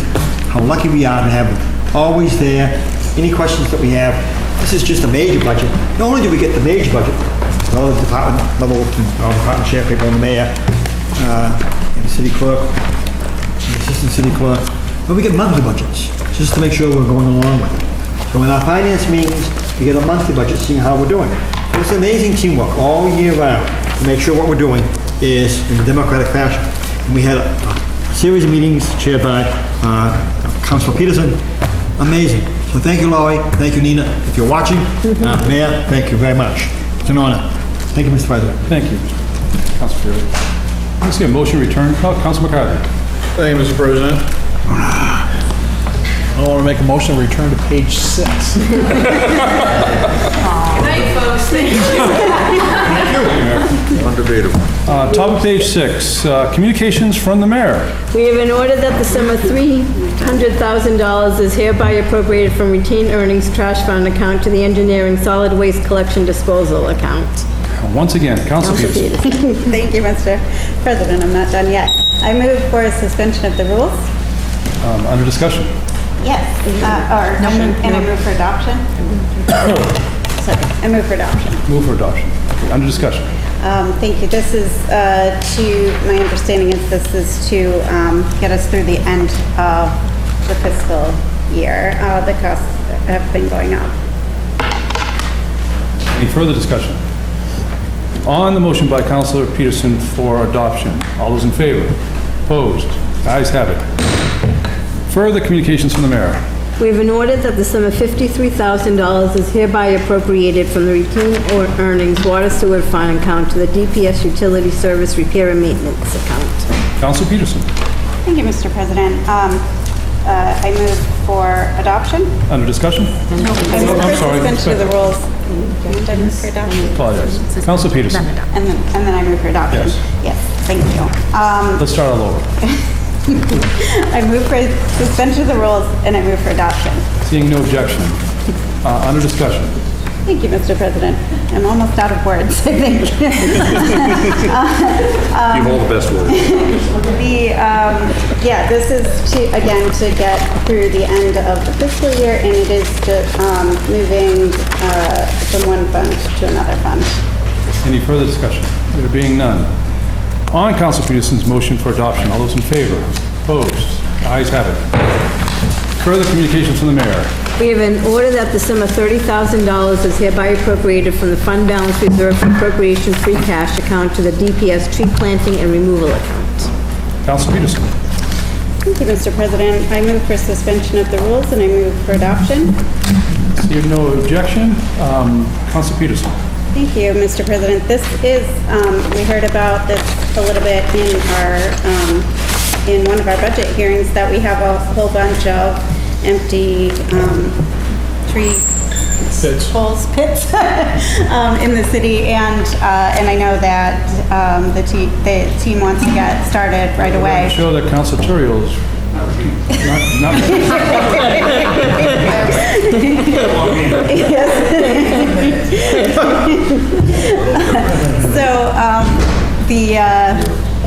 they want to get started on the work right away, and they don't want to have to wait until the end of the fiscal year. So this will help to get that work moving during the good weather.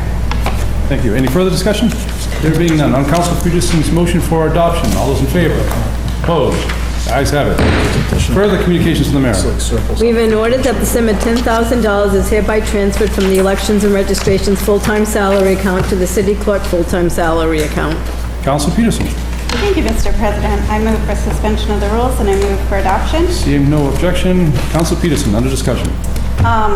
This is to give the city clerk the money that the city clerk's office, the money they need in order to finish out the fiscal year. Any further discussion? There being none. On Councilor Peterson's motion for adoption, all those in favor? Opposed? The ayes have it. Further communications from the mayor.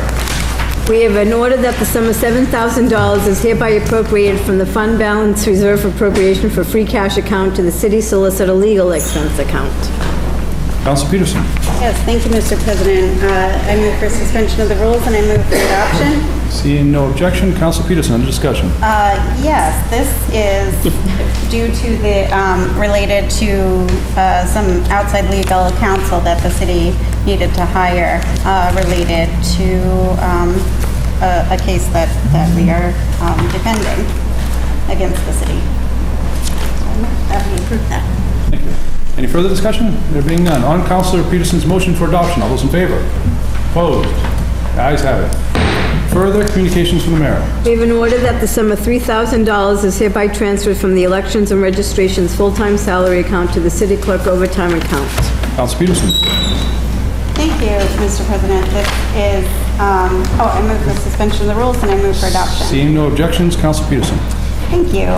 This is to prepare, I believe, for overtime needed in the city clerk's office. And I move for adoption. Any further discussion? There being none. On Councilor Peterson's motion for adoption, all those in favor? Opposed? The ayes have it. Further communications from the mayor.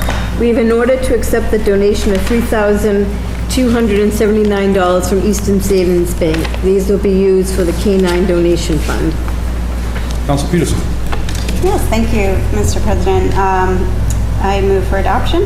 Under discussion? Yes, thank you. This is related to the wonderful comedy night fundraiser that I believe recently happened. And we are really fortunate to be the beneficiaries of that, and the K-9 donation fund as well. And I believe Rosemary may have had something to do with it, I'm not sure. But we're always thankful for that as well. So I move that we accept that. Thank you. Council Fury. My hat's off as a Ward 6 resident and as a citizen of Salem, to Rosemary O'Connor. It's amazing. She's a real angel to all of us in the police department, the city of Salem. It was an amazing night of comedy, fun. It was beautiful to see all the police officers and their family, and us as the city councilors and the citizens at large to raise this money for a very worthy cause. And you're an angel to do this, and we appreciate it. It's good people like you to make this city very special. Thank you, Rosemary O'Connor. Thank you. Thank you for those kind words, Council Fury. It was a wonderful event. I attended it, and you couldn't have run a better event. It was beautiful. Thank you. And it might have been the most number of people I've ever seen at the Moose Halls. Very well attended. Not gonna tell the fire department that. Oh, no. They were there. They had all those. I was there. I have a feeling they were there. Yes. Any further discussion? Council Sergeant. Just thank Council Dominguez for his fine job serving food. He looked very, very nice in that apron he was wearing. What a talented group of 3 dogs we have for. I received a thank you from the 3 police dogs today, so they can even write. So appreciate that. Thank you. Any further discussion? There being none. On Councilor Peterson's motion for adoption, all those in favor? Opposed? The ayes have it. Further communications from the mayor. We have an order to accept the donation in the amount of $1,000 from Robert Lutz. These funds will be deposited into the Park and Rec Department donation account for the 2019 golf tournament. Council Peterson. Thank you, Mr. President. Again, this is a very generous donation, and we are very fortunate to receive it. So I want to thank Mr. Lutz and move that we adopt it. Any further discussion? I'd like to point out that I think it was the only council that participated in this, and my team came in 4th place, just out of the money. And I'm not a golfer. No. Ooh. Council Gerard. I took part in the golf tournament last year. I'm talking this year. Hasn't happened yet this It hasn't happened yet this year. This is the Park and Rec golf tournament. It happened. It happened 2 weeks ago. my anniversary. No, dude.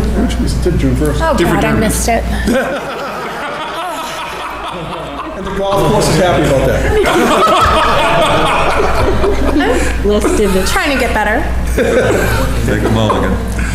Okay. A lot of mulligans. Council Gerard. All set? I'm all set. Okay. Any further discussion? Thoroughly embarrassed. There being none. On Council Peterson's motion for adoption, all those in favor? Opposed? Ayes have it. Further communications from the mayor. We have an order that the Salem City Council hereby authorizes the police chief to surplus 9 police vehicles that have been used in the fleet for the same police department that range from 2003 to 2012 that no longer have life expectancy for use in the fleet as determined by motor pool foreman. Council Peterson. Thank you, Mr. President. I move for adoption. Under discussion? These vehicles need to be surplus, so I move that we adopt them, follow the police department's lead on that. Further discussion? There being none. On Councilor Peterson's motion for adoption, all those in favor? Opposed? Ayes have it. Further communications from the mayor. We have an order that the mayor, on behalf of the city of Salem, is hereby authorized to enter into a 5-year agreement with Nolan Associates LLC, DBA Boston Harbor Cruises, for the operation of the Salem Ferry to and from Boston's Long Wharf from May Memorial Day weekend through October. Let the record show that my son is a merchant marine. He's out to sea quite often, and when he's not out to sea, he works for this company and helps train some of their captains. So I will recuse myself in honor of my ship captain's son. All right. Council Bury, I'm sorry. Thank you. Councilor McCarthy, please. Thank you, Mr. President. I move for adoption. On discussion? Thank you, Mr. President. BHC has been operating a ferry for a number of years now, and they do an unbelievable job. And in the cover letter, I mean, we all have the copy of the agreement. In the cover letter, the mayor touches on a few things that we have all,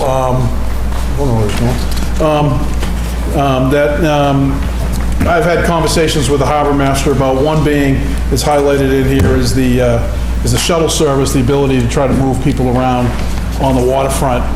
So they have agreed to, once again, offer that service, which is very important. And the second thing is, we've added, some things we added most recently that wasn't in the original agreement with regards to Thursday, the late cruise on Thursdays, which is now formalized in the agreement. So I think that's important as well. I can't speak high enough of Boston Harbor Cruises and their ability to operate the ferry. And when you look at the bottom line on here, 60 to 70,000 riders take the ferry each year. It's amazing. That endeavor that this city council, Councilor Fiore, myself, Councilor Sargent, we're in those debates about whether or not we were going to buy the ferry. And for the record, that ferry, because of everyone's desire to own and purchase ferries and utilize them for similar transportation modes, and specifically New York City is really going after all of the ferry market and after all the ferries. That ferry that we purchased all those years ago is actually worth more money now today than it was when we bought it, because they're in such high demand. This is according to the harbor master. I'm not saying we're going to put it up for sale or anything. So it was a great investment. It's a great way, when you look at the amount of people that utilize it, to move people to and from Boston that aren't in motor vehicles. And we're currently looking to add a second one. And we have, it's just a matter of, because they're so high in demand, it looks like we're not going to be able to find one. So we might have to spend a few extra dollars and actually build one to our specs. But those discussions are still happening. But with regards to this agreement itself, I think I think they've done a fabulous job operating our ferry, and they've added a lot of amenities to it, and they've worked a lot with to make the fare ride service is the same as if you were to take the train. So I think it was a wonderful investment. It's a wonderful amenity, and I think that we should continue to do it, and I think that we should ratify this agreement and allow the mayor to execute it for another 5 years, because I think they do such a wonderful job. Thank you for your leadership and advocacy. Any further discussion? Councilor Choyo. Thank you, Mr. President. Through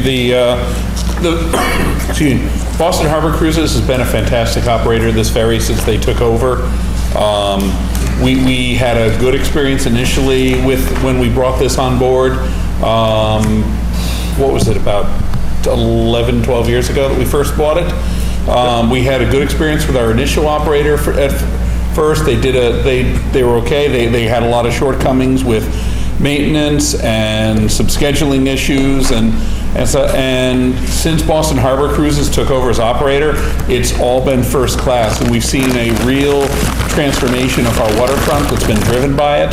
The investment that's gone into the Blaney Street facility, the fact that we can now use it for commercial boating, the additional docks that have been built, the landing there that people use as an amenity in the neighborhood. It's amazing what has happened to our waterfront in the last decade or so, if you've been watching it. I would like, the Ward 1 councilor has worked tirelessly to try and help make this stuff happen and refuses to take any credit for it, so I'll give him some.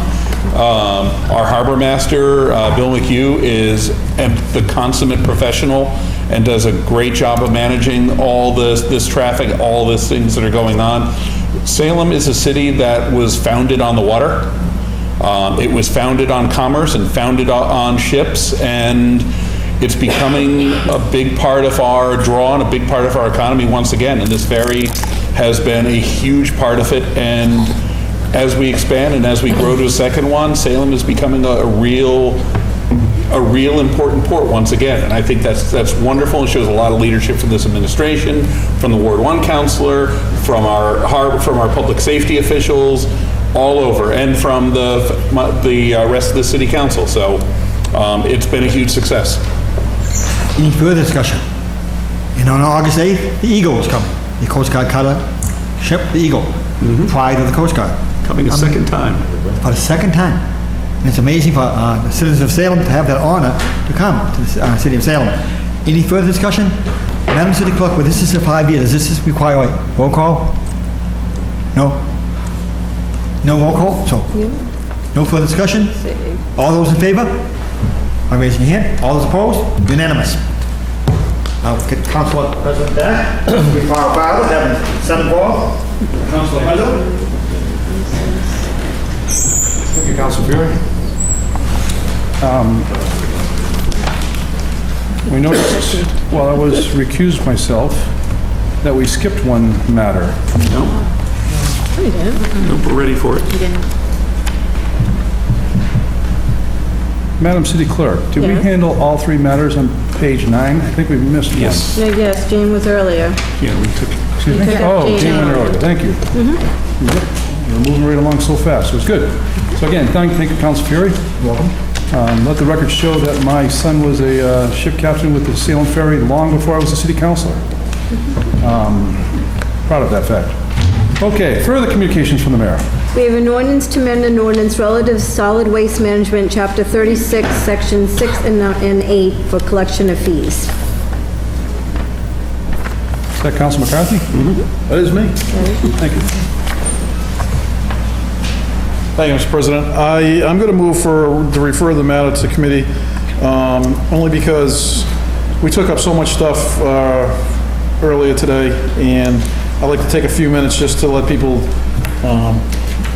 take this in. I mean, obviously it reflects to the solid waste contract, specifically to the non-owner occupied multi-unit buildings that pay a trash fee. And obviously our trash fee with regards to recycling, anyone who's been to any of the meetings realizes that the recycling costs are going up per ton to the point where we're being watched on our recycling. The fact that if we have contaminated loads, they're denying the whole load for recycling, and then we're paying for that load, which is supposed to be recycling because of contamination. Now we're paying a full-blown trash fee on some of those loads. So I think it's important to understand that, but it's also important to understand that as our costs have gone up, I mean, when our costs went down, we changed this number to reflect that, because originally when I was on the council, this number was higher. When we first adopted this way back, and it actually, when we lowered when it brought in a contract, we actually lowered this by a little bit, so this is going up a little bit. But I think it's important just to have a brief conversation to understand why we're at this point, so I would recommend a referral to committee. Any further discussion? There being none, on Council McCarthy's motion to refer the matter to, I guess, the Committee on Ordinances, License, and Affairs? That would be it. Okay, thank you. Co-posted. Co-posted? All those in favor? Opposed? The ayes have it. Further communications from the mayor. I'm going to page 15, just so you know. We have an ordinance to amend an ordinance relative to accessory living uses. Leave the reading. Leave the reading, yes. And that ends on page 18.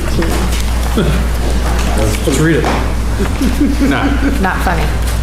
Council McCarthy. Thank you, Mr. President. I move that the matter be referred to the planning board to hold a joint public hearing. On discussion? Nope.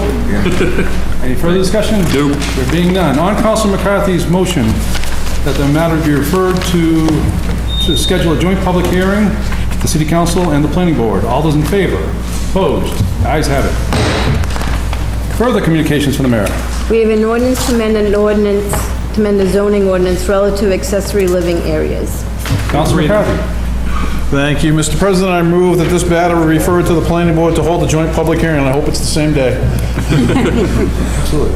Any further discussion? Nope. There being none, on Council McCarthy's motion to refer the matter to the planning board to hold a joint public hearing. All those in favor? Opposed? The ayes have it. Further communications from the mayor. We have an ordinance to amend an ordinance relative to short-term rentals. Counsel McCarthy. Thank you, Mr. President. I move that this matter be referred to the Committee on Ordinances, Licenses, and Legal Affairs. Co-posted. Co-posted. Under discussion? Nope. Any further discussion? There being none. On Counsel McCarthy's motion to refer the matter to the Committee on Ordinances, Licenses, and Legal Affairs, co-posted with the Committee of the Whole. All those in favor? Opposed? Ayes have it. Further communications from the mayor. We have a resolution to recognize National Gun Violence Awareness Day. Counsel McCarthy. Waive the reading. Sure? Yeah. Okay. I could read it. Good. Took a speed reading course once.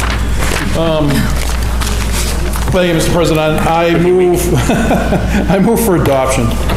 Under discussion. I'm joking about this is a serious matter. I read through the resolution prior, and it's a resolution just, it's in recognition of gun violence awareness.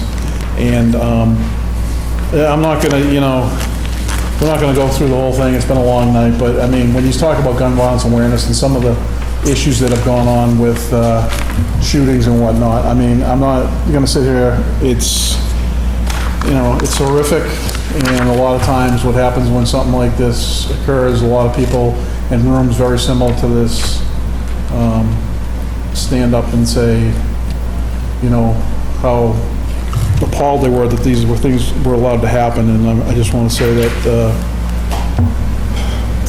gun violence is horrible. I'm not going to get into sit here and debate the Second Amendment or anything like that, but all I'm saying is gun violence is real. It happens. It's in the news. And just to take the time to, support a resolution to say, listen, gun violence is not a good thing, without getting into the whole debate about it. That's basically what the resolution is. It's non-binding, so I move for adoption. Any further discussion? Counsel Peterson. Thank you, Mr. President. Just quickly, I was, in the resolution, it mentions that dozens of residents from Salem and throughout the North Shore wore orange a few days ago and assembled out front here, and I was one of those people, along with Councilor Turiel, and I'm sure many others in spirit.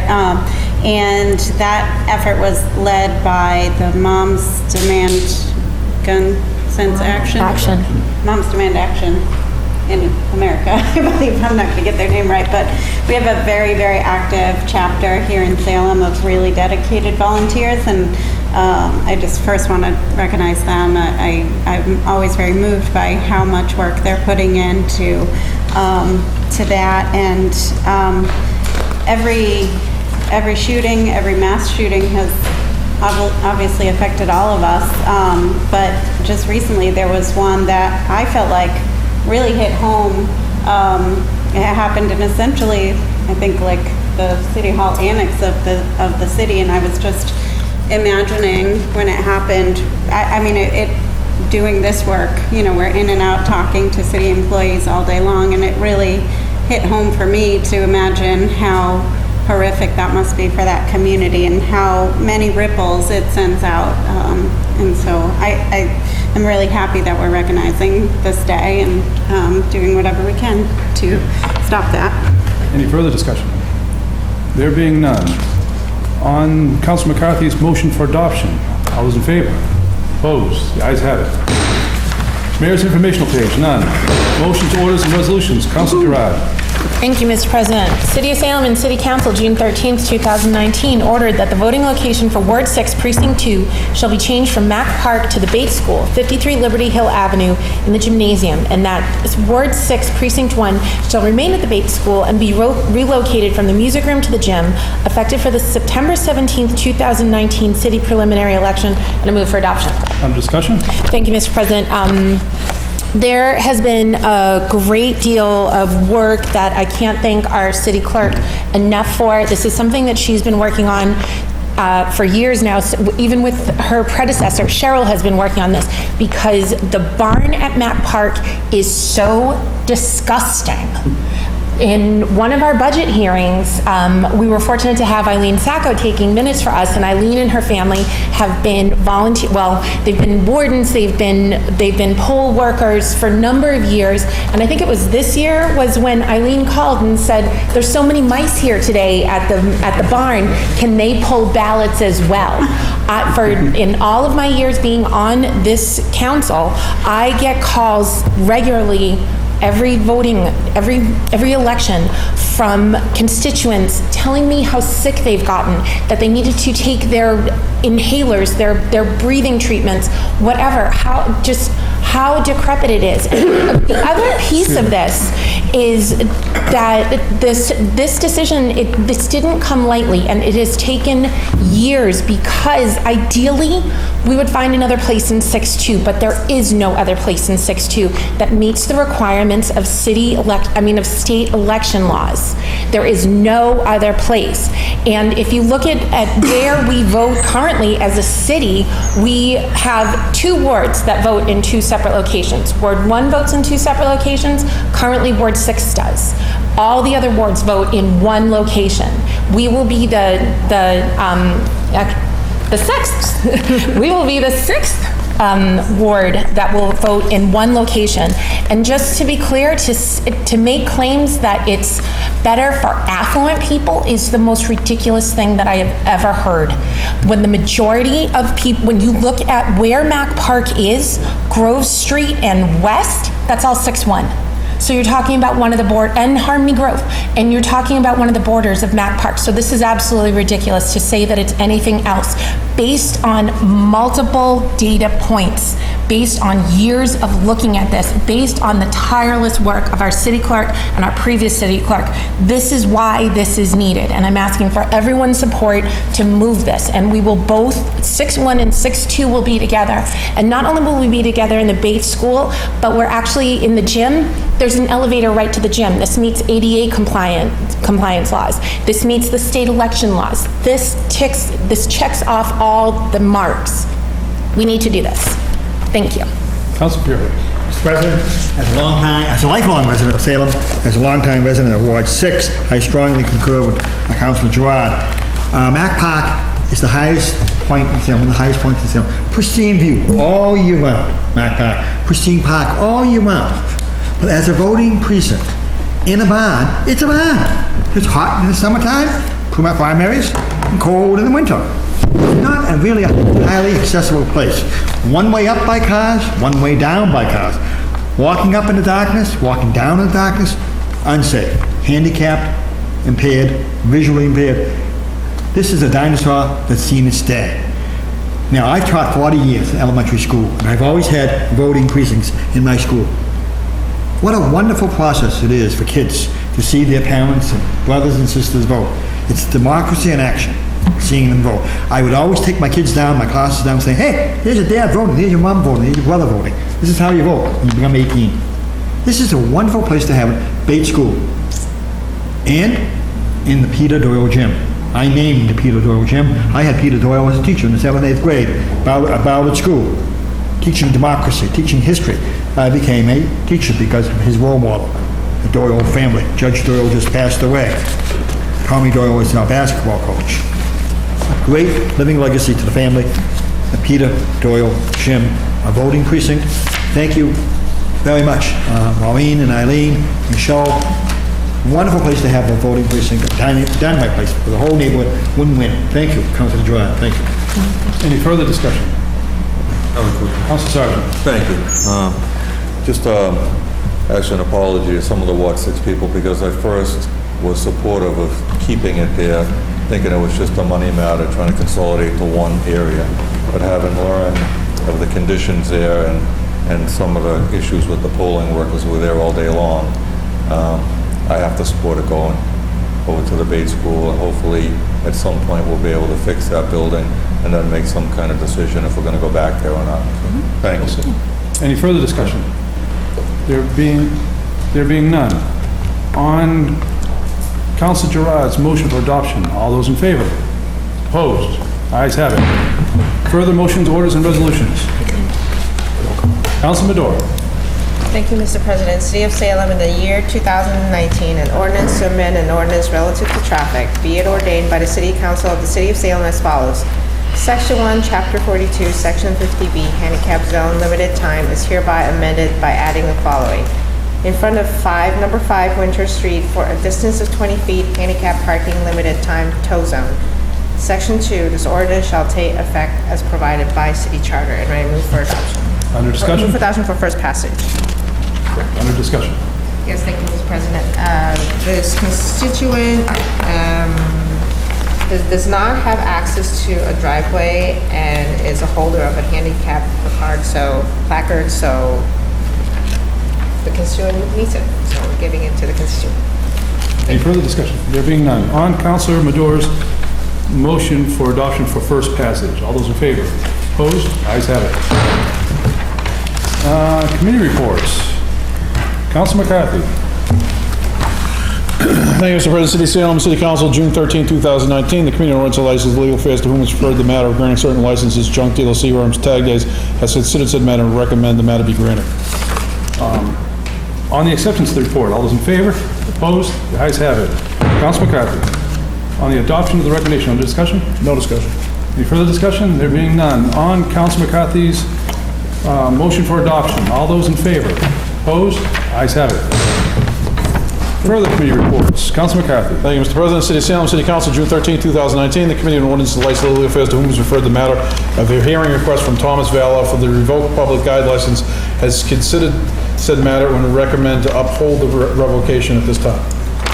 On the acceptance of the report, all those in favor? Opposed? Ayes have it. On the adoption of the recommendation, under discussion?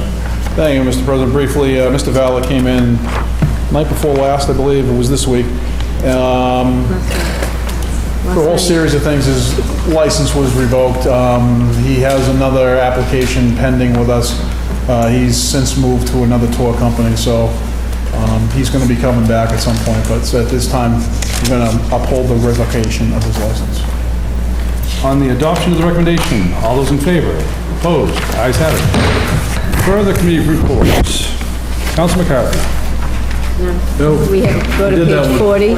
Page 40, please. Oh, look at that, we jumped to 40. Page 40. Oh, man, that's a big jump. 16 pages. I got whiplash. Communications from city officials. The planning board appointment of Kurt Reeder to serve on the tree commission pending confirmation by a majority vote of the city council. Councilor Madore. Thank you, Mr. President. I move for confirmation by majority vote. Under discussion? Very quickly, we all know that Kurt has been serving on the planning board for a really long time, and he is regarded as an expert on landscaping. He knows all the trees' names and the bushes' names, so I can't find anyone who's better suited to do this job, and thank you, Kurt, for willing to serve. Thank you. Further discussion, Councilor Gerard. Thank you, Mr. President. Just quickly want to say that Mr. Reeder has also been a very active member of the Lorax Commission, so he will be a fantastic addition to the Tree Commission. I would have to agree. Any further discussion? There being none. On Councilor Madore's motion for confirmation by majority vote, all those in favor? Opposed? Ayes have it. Further communications from city officials. We have a communication from the city solicitor requesting an executive session. Councilor McCarthy. Sorry, Nope. sorry. Oh, yeah, it is Councilor McCarthy, sorry. Well, sorry. Who should it be? Should be. I should be Councilor Jordan. You are. I did it because it was ordinance. It's just. Oh, that's fine. It was illegal. That's fine. From You wanna legal take it? department. No, that's by the fine. charter. No. You're standing, you can I get up and down all the time. Okay, fine. Thank you, Mr. President. I move that an executive session be scheduled. Under discussion. I don't know how much I can discuss. We just, When we want to think about we need the date. to schedule an executive session to discuss upcoming potential legal matters with 1620R Franklin Street. And the matters cannot be discussed in regular session. So the city solicitor and I discussed this, and we decided that I should bring forward a request to have an executive session. Ideally, we wanted to do it either next week, the 18th and 19th, or I think the 25th or the 26th, so that hopefully we could come out with a decision by our next regular meeting. Excuse me. I sneezed. What? Don't sneeze. Okay, then I will set. Any further discussion? Council Giroux, can you confirm this is executive session of what?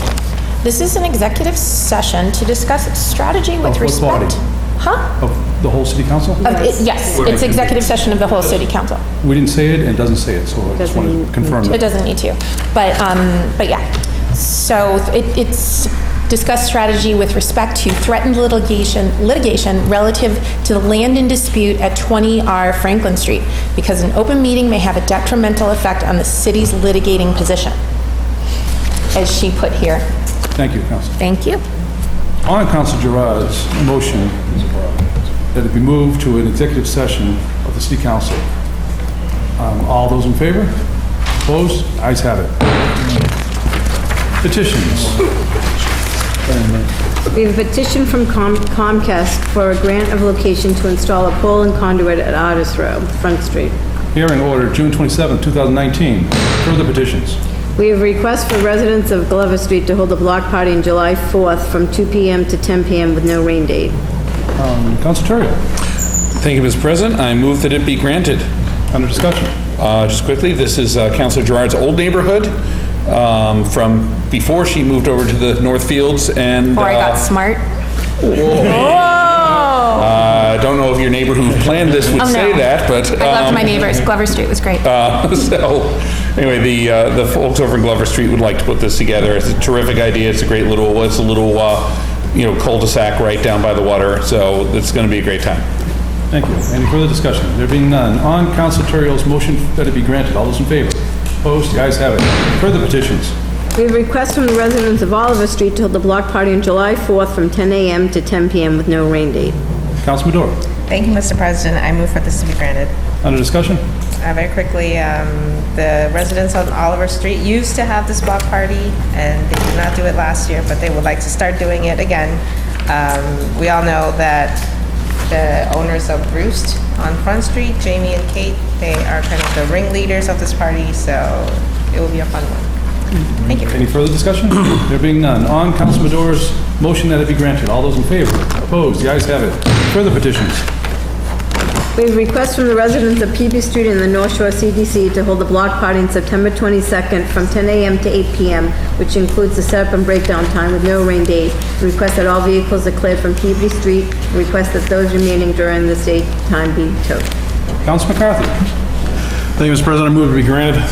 Under discussion. Thank you, Mr. President. This isn't the first year they've done this. CDC has done this in the past. I will say the caveat at the end of this is from discussions from years past, the last thing I want to do is tow anybody for a block party. Unfortunately, some of the different things they set up, stages and whatnot, it's all compliant with the police and fire department for access to through the street, but some of where they need to set up is sometimes where cars are parked. The onus is on the CDC to leaflet and make people aware of what's going on in advance, and obviously make sure the street is properly posted so people know enough to move their cars. The last thing I want to do is tow anybody for a fun event and then you put a sour taste on anyone's mouth that maybe lives right there, that may be partaking of the event, but they had their car towed. So this came up a couple of years ago, and we go through the process every year of making sure that the onus is on them to try to get as much information out in advance of this. But it's a wonderful event, it's well attended, and it's a great time, and I recommend it for approval. Thank you. Any further discussion? There being none. On Council McCarthy's motion that it be granted, all those in favor? Opposed? The ayes have it. Further petitions. We have a request from the YMCA of the North Shore to hold their annual road race, Switch City 5K, and use the city streets on October 19th, 2019. Council Maduro. Thank you, Mr. President. I move for this to be granted. Under discussion. It's a great race. I love seeing this race happen in the middle of October. Doesn't look like there's any changes, so I recommend approval. Any further discussion? Council Gerard.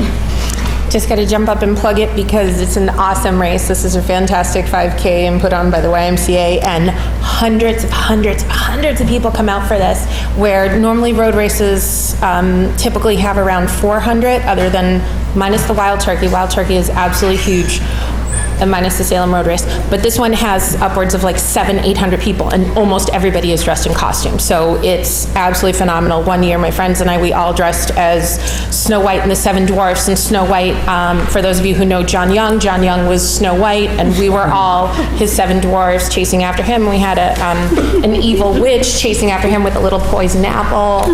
So it's a fantastic race. So hopefully people come out for it.